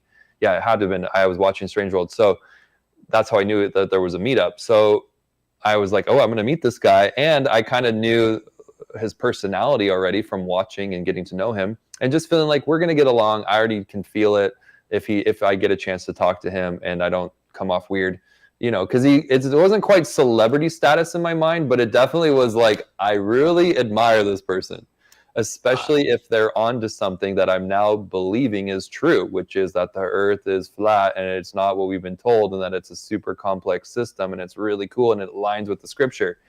Because I was also... When I became a flat earther, dude, like Brad Pitt could be right next to me and I'm like, yeah, whatever, dude, I don't care about you. But all the flat earth people, I'm like, oh my God, because they actually did something that, like, in my opinion, is so undervalued and underrated. I think it's so much cooler than like acting in an action movie, or you know what I mean? Like, it's right. I feel like they're just, so I felt I had the same, the same feeling. I mean, he was one of the most prominent figures that I could come across. And the fact that I was able to go meet him, I'm like, I'm going to talk to this guy. So we ended up having, like, he ends up being exactly how he is on the show, guys. Like, he's pretty much, in my opinion, the same person in reality when you talk to him face to face as he is on the show. He's got lots to talk about. He's got a perspective about everything. And he's really knowledgeable. And so I was like, it was fun for me. And so we were kind of like hitting it off as just two people at that meetup. And then time went by, nothing happened. As far as I would reach out to him every now and then with an email. Maybe after that meetup, we started to talk on the phone a couple times. I mean, I didn't want to bug him, and I just didn't know. I'm like literally blind, walking through the dark and all this stuff. At the same time, I'm watching a lot of Celebrate Truth, which is Robbie Davidson's channel. Shout out to him on Rumble. And I don't know anything about Robbie personally, but I watched his interviews, I watched his content, and I'm just sitting over here in this living room soaking up the 24/7 channel of Flat Earth channel of all the content. And in that content are all these old interviews, all these old conferences. So I'm seeing Patricia and Mark and Karen, and I'm kind of getting to see familiar faces, Dave Weiss. Then I start like learning about Rob Skiba. And I really am getting into the Rob Skiba stuff because, again, this was, to me, a spiritual journey. And he's just hitting home all the things that I'd been learning. Evil is real. Evolution is not.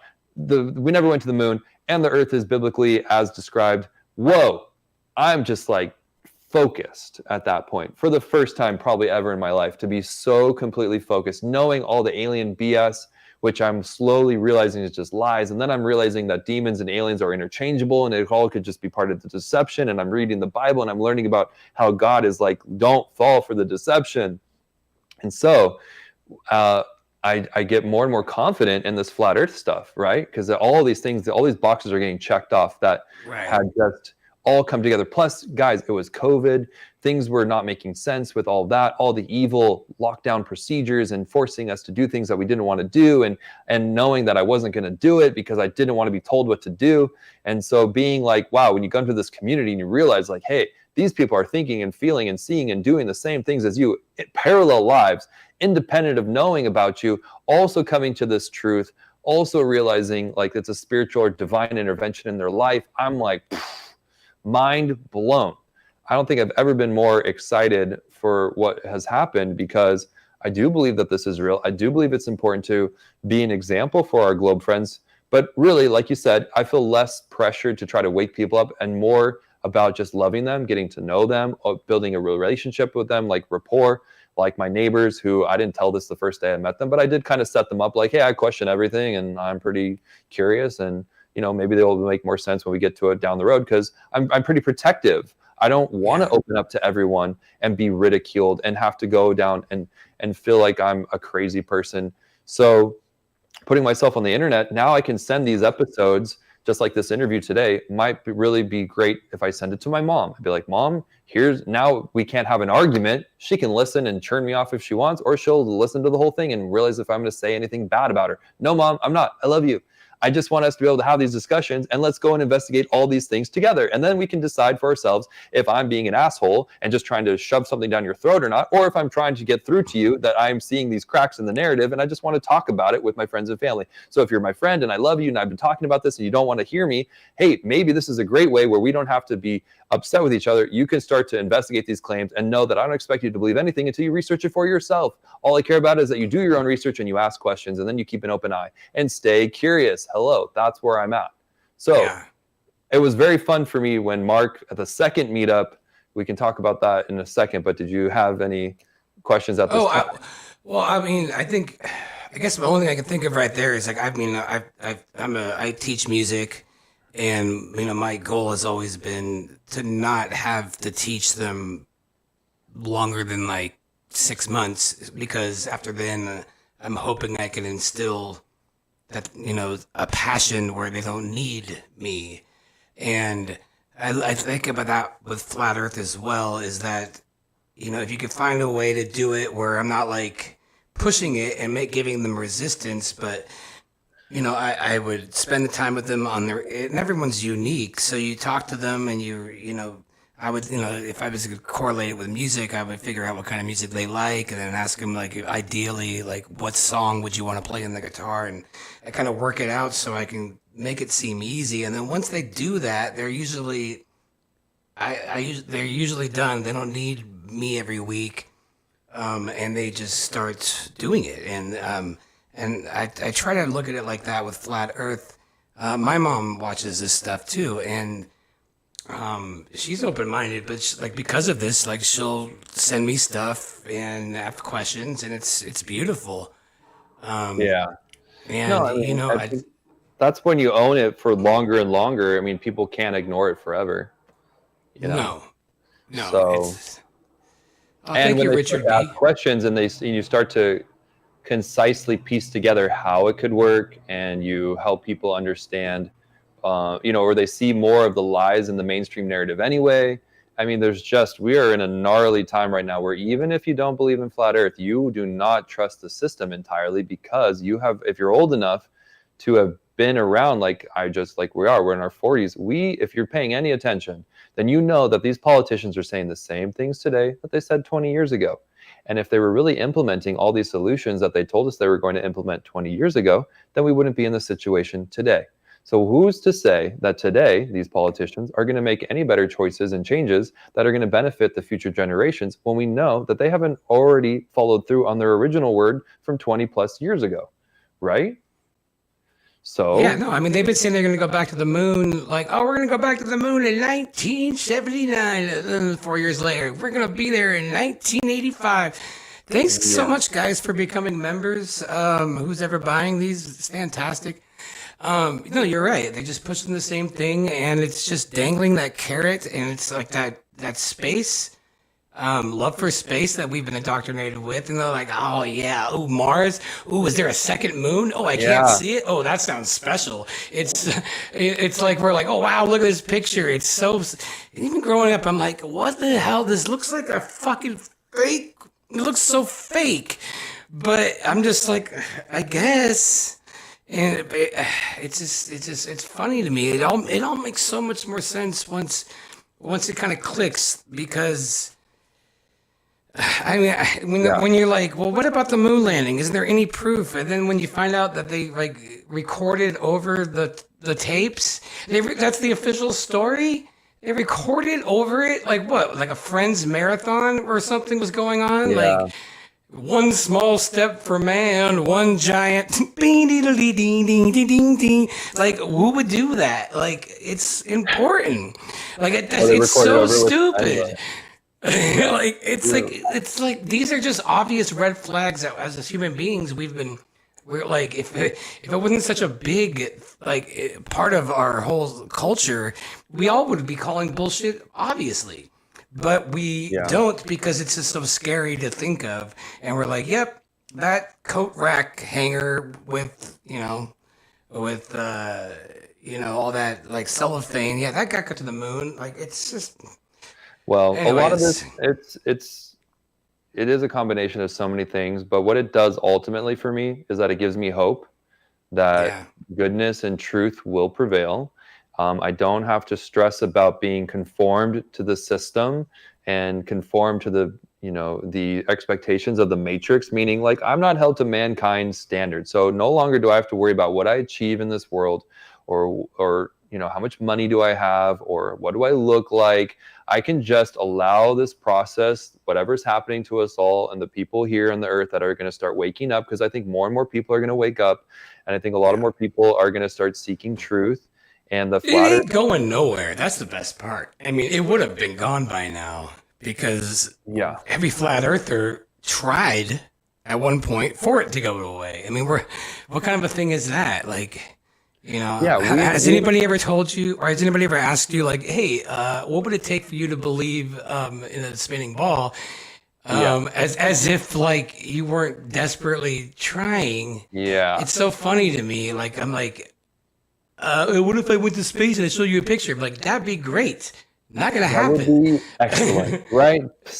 They all want to send me on a rocket. It's like, guys, I want to be the first person on Mars. I've been paying attention about our solar system. You had asked me earlier, how much did I know about our solar system? Well, interesting question, because I never really knew the speeds that everything was apparently doing.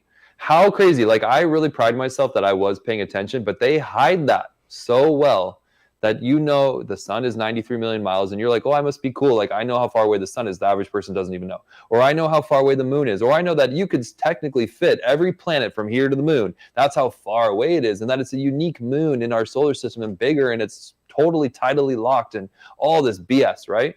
Perfectly the same size as the sun and right. 400. All the coincidences. Yes. Yeah. So I knew that. I didn't know that the Earth was spinning at 1,000 miles an hour, which, shout out to my dad, who I just started talking about this with.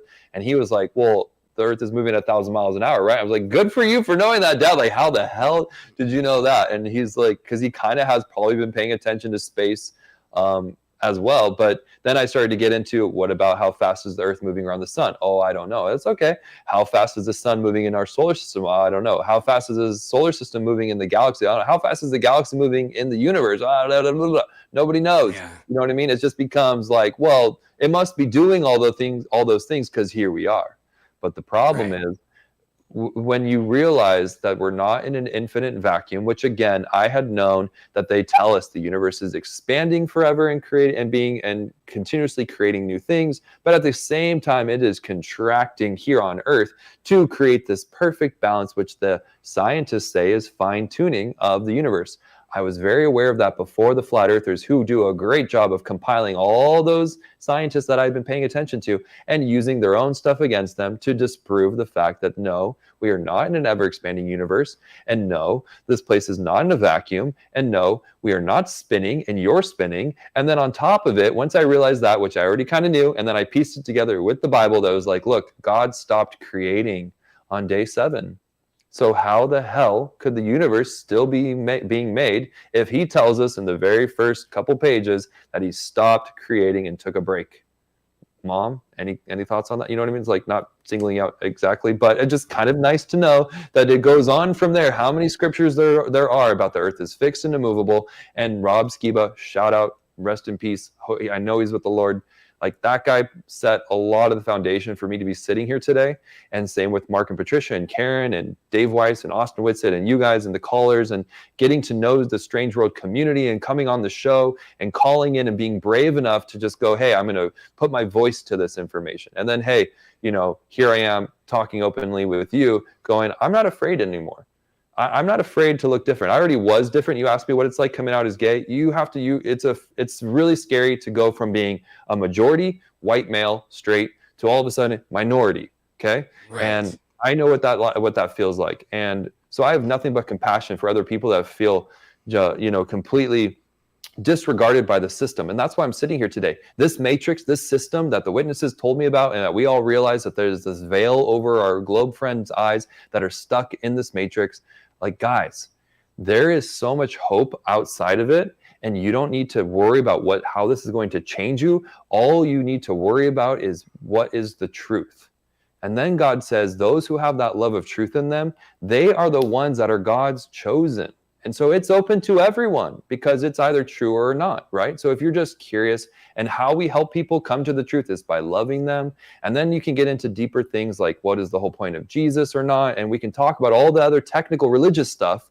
But just before that, I want to just say that it's about love. It's about trusting the Creator, figuring out your own relationship with it, and then going from there, and trusting that this process, that all this negativity that we've experienced leading up to today is not in vain, and that there is redemption, and that there's equality and fairness for all those questions that you have out there. What about these people that were born over in this country and they never heard of this and they were raised, you know what I mean? I already addressed it. You can have visions and dreams of this Creator, and according to this book. So it's like, I just have really embraced. Interesting. I've always wondered about that, like, because it says, I always wondered, like, well, if you don't accept Jesus, like you will burn in, eternal damnation. Then I'm thinking, like, well, what if he just never told people about Jesus? And then they're like, well, yeah, they go to heaven. I'm like, well, then why don't you just not tell them? But you're like, that makes more sense. But you're saying that you can't do that. He can do visions and dreams. I've already met 2 people in my life that have had that experience. And one of them led them to flat Earth. So I found that interesting. The other one is just a young person, so he's still on his journey, but he was a Jewish person who had a vision of Jesus and became a Christian. This other woman was an atheist and was raised atheist and had no knowledge of the Bible, and that she had a vision. And it's a very powerful testimony. And today she is just wanting to learn the Bible. And I conduct a Bible study that I've been doing for the past year with people that I met at the Flattoberfest in Vegas. And, it's really helped answer a prayer of mine of wanting to learn and really let this information sink in and to let it change me and refine me. And I'm really excited about the future. I don't think that I'll ever be perfect, but I know that I have good intentions. And I think that's what maybe these people are picking up on. And I just want to not let anyone down. Like, if I fall short, it's not that I don't want to get right back up. Do you know what I mean? And that goes for everyone. If you feel like you're not hitting the mark internally on your conscience, get back up, because the Creator that I believe in is, every time you ask for forgiveness, he's got his hand out to like lift you up and be like, let's go, because he knows how hard this campaign against us every which way is. That's why the forgiveness is a free gift of grace. Oh yeah. And I have to, you'll be blessed too when you start combating this stuff. A lot of things in my life got really, really good, especially during the pandemic, when I started like figuring out a way to like make a point without making everyone spiral. But it took a lot of thought to do that, to do it with like a couple of the funny videos and stuff. But there is something about that when in your heart you're doing the right thing, and you're not, because Flat Earth is so ostracizing, and it's the last place. It's almost dumber to be a flat earther to make money than it is to like be a musician to make money. You have to it's nothing to do with it. Yeah, you can't. You really can't. And if you can, that's great. But like, if I'm just looking out for ways to make money, like, oh my God, just I don't know. There's so many better ways, right? Just sell crack or something. I don't know. There's so many easier ways. I don't know why I said that, but sell weed or whatever. But but that's the thing. The truth, standing up for the truth, feels better than having the recognition and the reward in this system, which again goes back to Scripture. Save up your treasures in heaven. You know what I mean? Like, trust that God knows what you need. This truth is coming out, that this place is special, that you are special in the sense of like you're created with purpose. You can let go of this anti-flat earth kind of lie about we're in a random universe and that everything is relative. There's relative morality, and that it's this theory of relativity that's keeping us together. It's like, no, dudes, you can let it go. You can start to lean into the fact that something is paying attention to your feelings and knows your concerns and wants to give you those baby steps, those crumbs to truth. You know what I mean? Like, I love your name, by the way. Don't follow crumbs. So it's such a clever play on words, but that's why I'm here. That's why I was so excited to be there in South Carolina with everyone, North Carolina, at the recent Flattoberfest, and to just meet everybody. And it was great that people know me from Strange World now for a few months. And it's not about like, oh, this is some celebrity. No, everybody knows that we're not in it for that. Everyone knows it's like, hey, you're actually stepping up and doing something that is going to be really make your life harder. Like I could lose my job, I could lose Right. clients, I could lose, Yeah. I could lose my whole livelihood, but I'm not attached to it anymore because I do have faith that God is going to be there to kind of open up doors that I didn't know were there. And B, I think the Flat Earth community also wants to help each other from within. And so the more that people know who I am, like, hey, maybe there is a time where someone offers me a better job that I can go do because they run a business or something. And then it's like, hey, I don't have to worry about being a flat earther, and I can still live in truth and still make money to survive because I'm not trying to have it all right now. And Yeah. I think that people get caught up in that where it's like, oh, I got to have this house and I got to have this lifestyle. And it's like, dude, I have friends that have that lifestyle and they are stressed, and a lot of them aren't fulfilled. And a lot of people that I know that are really wealthy are just caught up in so many things that are bringing them down. And so this flat earth stuff really helps you want to be better. And that's why they get so passionate about food, and they get so passionate about, all these different things, because it is about taking better care of yourself. It's about so many things that we're all trying to figure out together in this community, but we do have solid ground to stand on. And so I really want to encourage the community to let go of judgments, even within the community. I want to encourage everyone to be patient with their globe friends. I want to encourage everyone to keep sharing ideas and thoughts and information with each other, and doing it with grace. And I really felt that at Flattoberfest, because again, getting into this information, I didn't even know that I would be stepping on toes by talking about Jesus. Like, I didn't know that. How am I supposed to know that when you get into flat earth? I have enough sense about me that I know that not everyone, it's not a spiritual journey for everyone, but it is overwhelmingly been, in my opinion. So there are those people out there that come to flat earth that are like, hey, maybe it's a simulation. And like, dude, I want to talk about that too. So then, but I can go and just have a conversation. What do you got? What makes you think it's a simulation? What, show me and teach me, so then I can just be versed, because I'm very curious. Simulation is such a cop-out excuse, though. Don't even It's get me started on it's that. valid for those people that are at that point and they're processing. Well, this stuff. it's a flat. Okay, never mind. No, but My point is, like, I'm not going to judge anyone no matter what, because again, if everything that I'm saying is my truth, of like, hey, we're all being refined, we're all developing our soul, which is our personality, and our spirit is connected to God, and that this body from the earth is a temporary vessel, then hey, we don't need to stress so much about having it all figured out this second. We can just take it day by day, love one another, learn from one another, share our gifts, help each other out, because then it's like you're being more like God. All those things are next to godliness, patience, charity, all these things that flat earth, it can help you become the person that you always wanted to be, because you are no longer held to this matrix. That's why it's important for my globe friends out there that may watch this. Like, it's not about the flatness. It's not about being so against the grain that we want to be cool and stand out and different. It's not about attention. It's literally about that you are done with the lies, and you're going to step into truth, and you're going to keep trudging forward on that path for truth, which seems a little scary, but I have to trust that everything that's led me to today is going to keep pushing me forward. And if I fall and stumble, or if I fall into things that people are going to judge me for, I again am being held to a higher standard, that I'm going to do my best and I'm going to try my best. But if I, just like anyone who's out there that doesn't know how they can get out of a situation that they're in, just talk to the Creator. Just reach out. Just express yourself out there. Say, God, if you're real, help me. Because that entity that knows all things is not going to worry if you got its name right or not in the very first conversation, okay?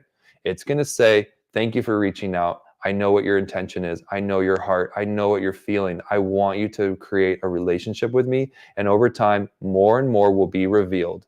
And that's what I believe. yeah, no, it's beautiful, man. I agree with that. I could use some lessons there, because I don't have that background. But let me ask you, like, are you still consider yourself a Jehovah's Witness, or are you more just blanket Christian, or do you have a denomination that you No, you know, where associate? I'm at today is I have respect for just all people of faith. Mhm. I'm not a Jehovah Witness, and I don't really see myself ever becoming one based on what I've learned.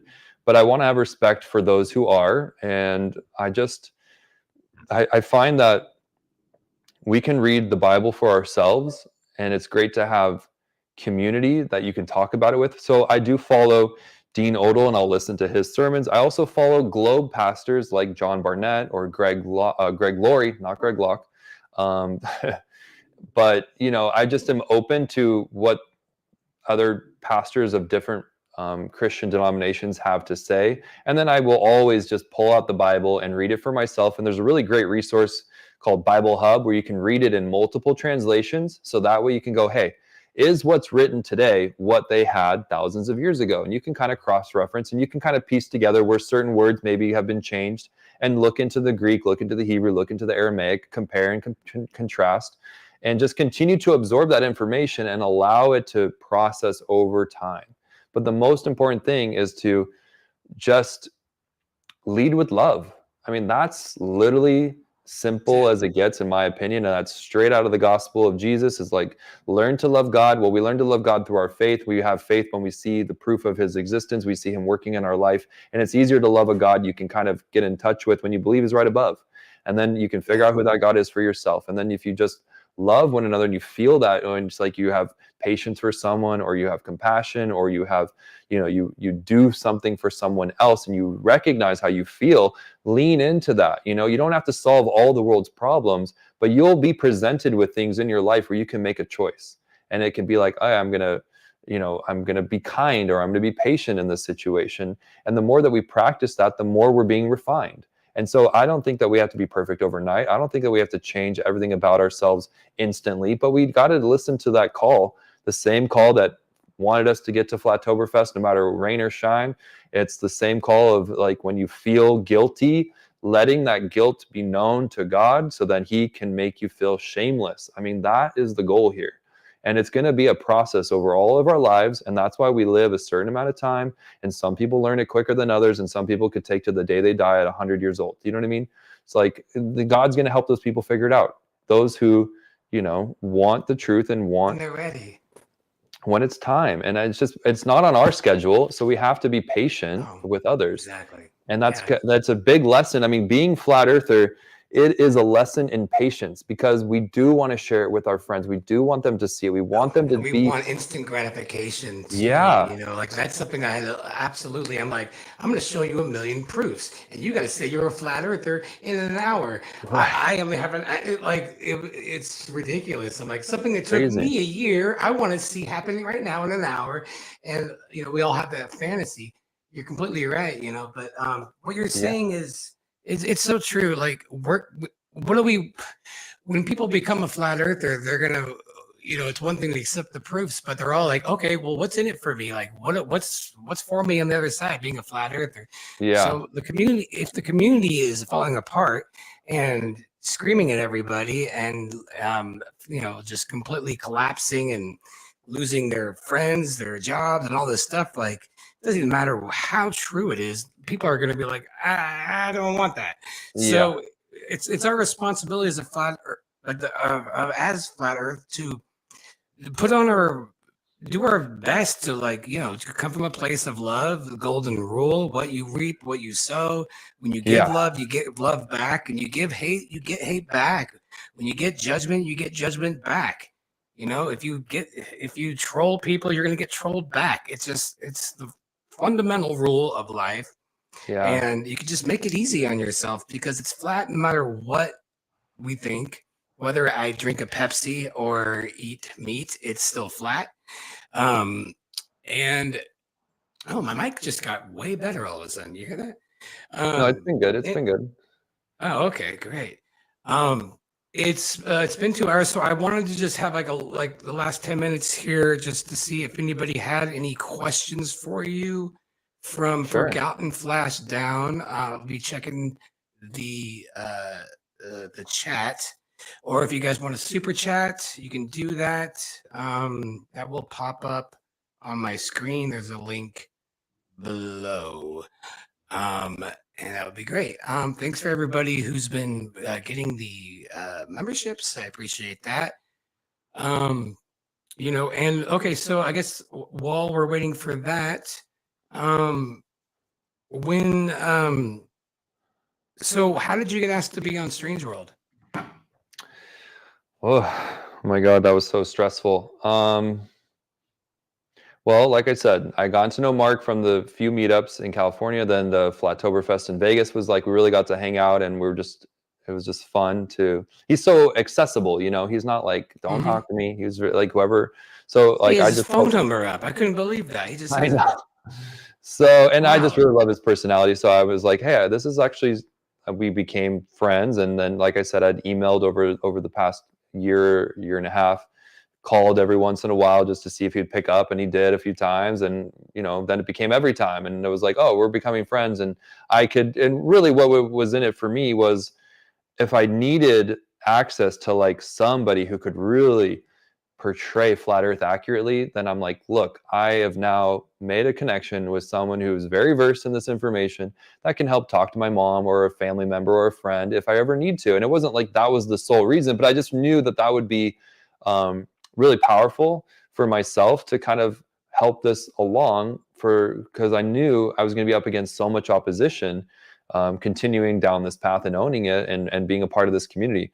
So, when Karen decided to take a little break, which I think is awesome, for the sense that she wants to make new content, and she knows that there's like a need for other content to be created out there that's flat earth and really quality, and that she has a great eye. So I totally encourage her for that. And she's spent so much time sharing her perspective on Strange World, and that when she took a little break, then Patricia just happened to be, that was a weird timing of like, all of a sudden Patricia's ready to come back.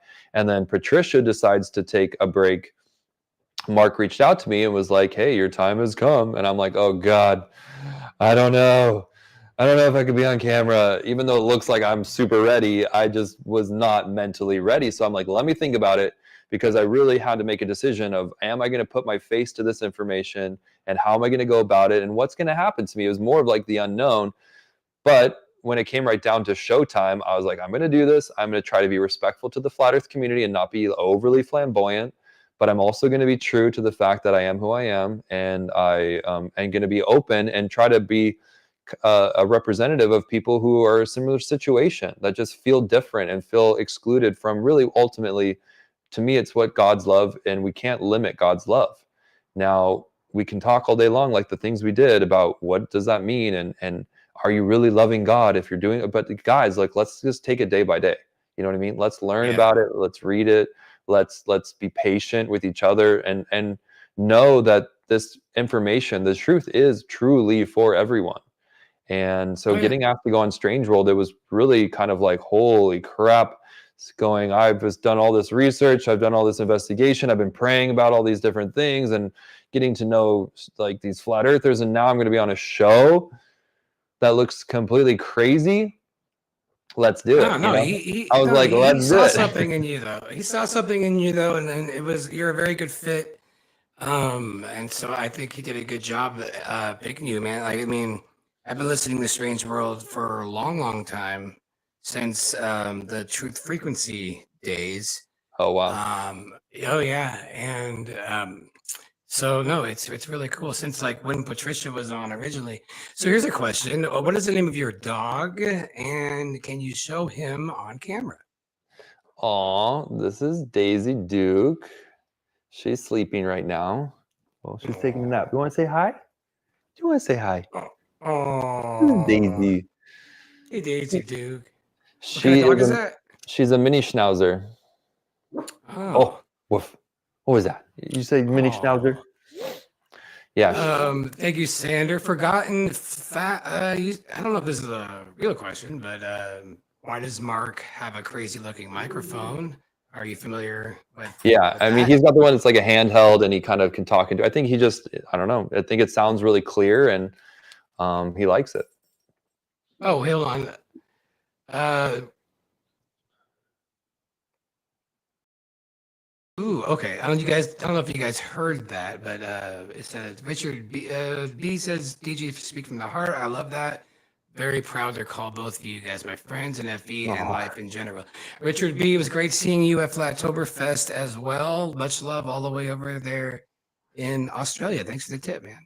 Oh, I love Um, Richard. Richard is such a You're great guy. great. So thank you. Super great And we guy. are I friends. think, yeah. Yeah, no, it's the thing. It's like it's almost like an initiation being a flat earther because you can't fake it. Like there's no incentive to be like, I'm a flat earther. Yeah, right. Like no one would do that. And it's like almost being hazed because there's, a stigma that goes along with it. So it creates kind of like a fraternal connection as opposed to probably other groups because, it's who's going to just say that. All right, real Yeah. quick. Let's see. How do we join DJ's Bible study? As Amerson A. Cat. Oh, wow. That's awesome. Hey, you know what? That's a really good question. I think I'm going to start doing it on Zoom. If you're in Should. California, if you're in LA County, then you could always come to a meetup. It's a mix of flat earthers and not, but everybody is hungry to learn the word. And I'm just trying to do my best to properly, portray that, as well as if you're going to talk the talk, you got to walk the walk. So it is a little bit nerve wracking in the sense that I don't want to ever let anyone down, but I am doing my best to help give people hope. And I will post about it on Strange World when I start to do online, and it'll be open to whoever wants to kind of reach out and join us via Skype. You could be anonymous or not, but I think that's my next step, and it was really exciting. And thank you for saying that, because when I was praying at last Flattoberfest, I was praying that God would help me. I just want to learn the truth. And so I'm always praying that God can bring people into my life that will help that quest, and also that I can continue to learn from people who know more, and then to help people, because I think we all have an opportunity to share truth, but it's like not everyone's going to resonate with everyone. I felt like that's why I gravitated towards Mark, and other people gravitate towards maybe Whitsitt, who I also admire and like to learn from. But we all kind of have a different, personality style. And so if you want to learn my take on the scripture, I'll do my best to properly portray it. And it'll be an influence from Dean Odell and Rob Skiba and these other great pastors out there, as well as Globeside, who are still figuring it out, Yeah, no, I think you should definitely do that. I do love your approach, to be honest. It's definitely top tier as far as getting through to me. Okay. That's cool. Because you seem more relatable and real. Let's see the other questions here real quick. What am I missing? DJ, if he watches children, I'll send him Ryan and Rico. Just rethink. I don't know what that means. I don't know what that means. Was that Rico? No, it's Rethink Inc. Oh. Maybe he's asking if I don't get it. DJ is going to Alaska with the rest of the gang to prove that the sun isn't 24 hours. That's not Is that a question, troll? I guess. Yeah, there's some trolls. I Is can't that a real tell troll anymore. in this chat? I don't know. I don't know anymore. I can't tell. I don't see any other questions. Am I missing any? I think that's it. But I think that's great, man. Let me know if you need any help on the technical end of that of your Bible study thing. If you need somebody to set up in the background, I can. Oh, really? Okay. Yeah, I'd be happy to help with that. I enjoyed listening to what you were saying, and that'd be a lot of fun. Okay, cool. Yeah, I mean, I like to do a Bible study where it's based on people's questions, especially for the newcomers. And because what I found is that a lot of people just don't know how everything pieces together. And so it's really great to get questions out of the way. There's also a really good resource called Got Questions that you can go on anytime on your phone and ask these questions. And it really does I think, a great job of giving you an overview in a pretty short, concise manner, as well as linking you directly to scripture, because it's so important that you always read the scripture for yourself so your eyes see it and you can let it sink in, and you don't have to. These Bible studies are not meant to be boring. They're meant to be fun discussions, as well as really what I think are poignant and relevant things that we're going through, where we're feeling overwhelmed, it's like, hey, we're going to talk about how Jesus got overwhelmed and how did he overcome it. You know what I mean? It's like, hey, that's kind of nice to know that this person that was possibly God in the flesh got overwhelmed. So, those are the kind of Bible studies I like to do. And then it just kind of helps you have a foundation. So please, I will definitely be talking about it in the future. I think that's a great call, man. I think you just definitely do it. I think that sounds like the right thing to do. Tony Corleone says, have you always lived in Cali? Do you have any thoughts on moving? I've always lived in Cali. So, I don't know. For now, I just kind of got to go. I got to stay put. I got to focus a little bit on my career, which is going to help support my income. That is my ability to survive in the matrix. As much as last year and this past year were really hard for me to focus on work, I will be doing that where I'm at. But I'm so open to any possibilities and opportunities out there. If anyone thinks of anything and they want to reach out to me, please don't hesitate. Like, I'm open because I'm feeling like less enthusiastic about my current career and very open to whatever else is out there that could be an option for me, but it's just not quite there yet. So I'm staying put, but follow that curiosity, because if you focus on what makes you curious, you'll figure out a way to survive and even thrive. I think it's important. Right. There's a reason why you're that curious, no pun intended. I know. But like it's for a reason, and you're not supposed to ignore that and do mundane stuff for money. Like, if you follow your curiosity, that's a gift, because a lot of people don't have anything that they're curious about or passionate about. And to have something you care about enough, like this community, I just think you're onto something. I think you're destined for something really meaningful. So thank you. I'm really glad you're here. I know it's been an absolute pleasure having you on. I think that'll be a show. Is there anything you wanted to end with? No, just, to the community out there, it's been really amazing to have, the people that I've got to meet, the people that I've yet to meet, but are being supportive online. Thank you. That does go a long way, because this was, for me, just a shot in the dark, getting onto Strange World and putting myself out there. But I see so much reward already, and it just comes from the community itself. Like, that's all I care about. I just care about how can I help others and get to know all of you guys the best way possible, and represent another member of this flat earth, and being different and unique, but really hopefully helping people realize that, like you said, Crum, the flat earth is for everyone, and it's going to be, the more people that are unlikely to start coming into this, the more affirms that something's going on.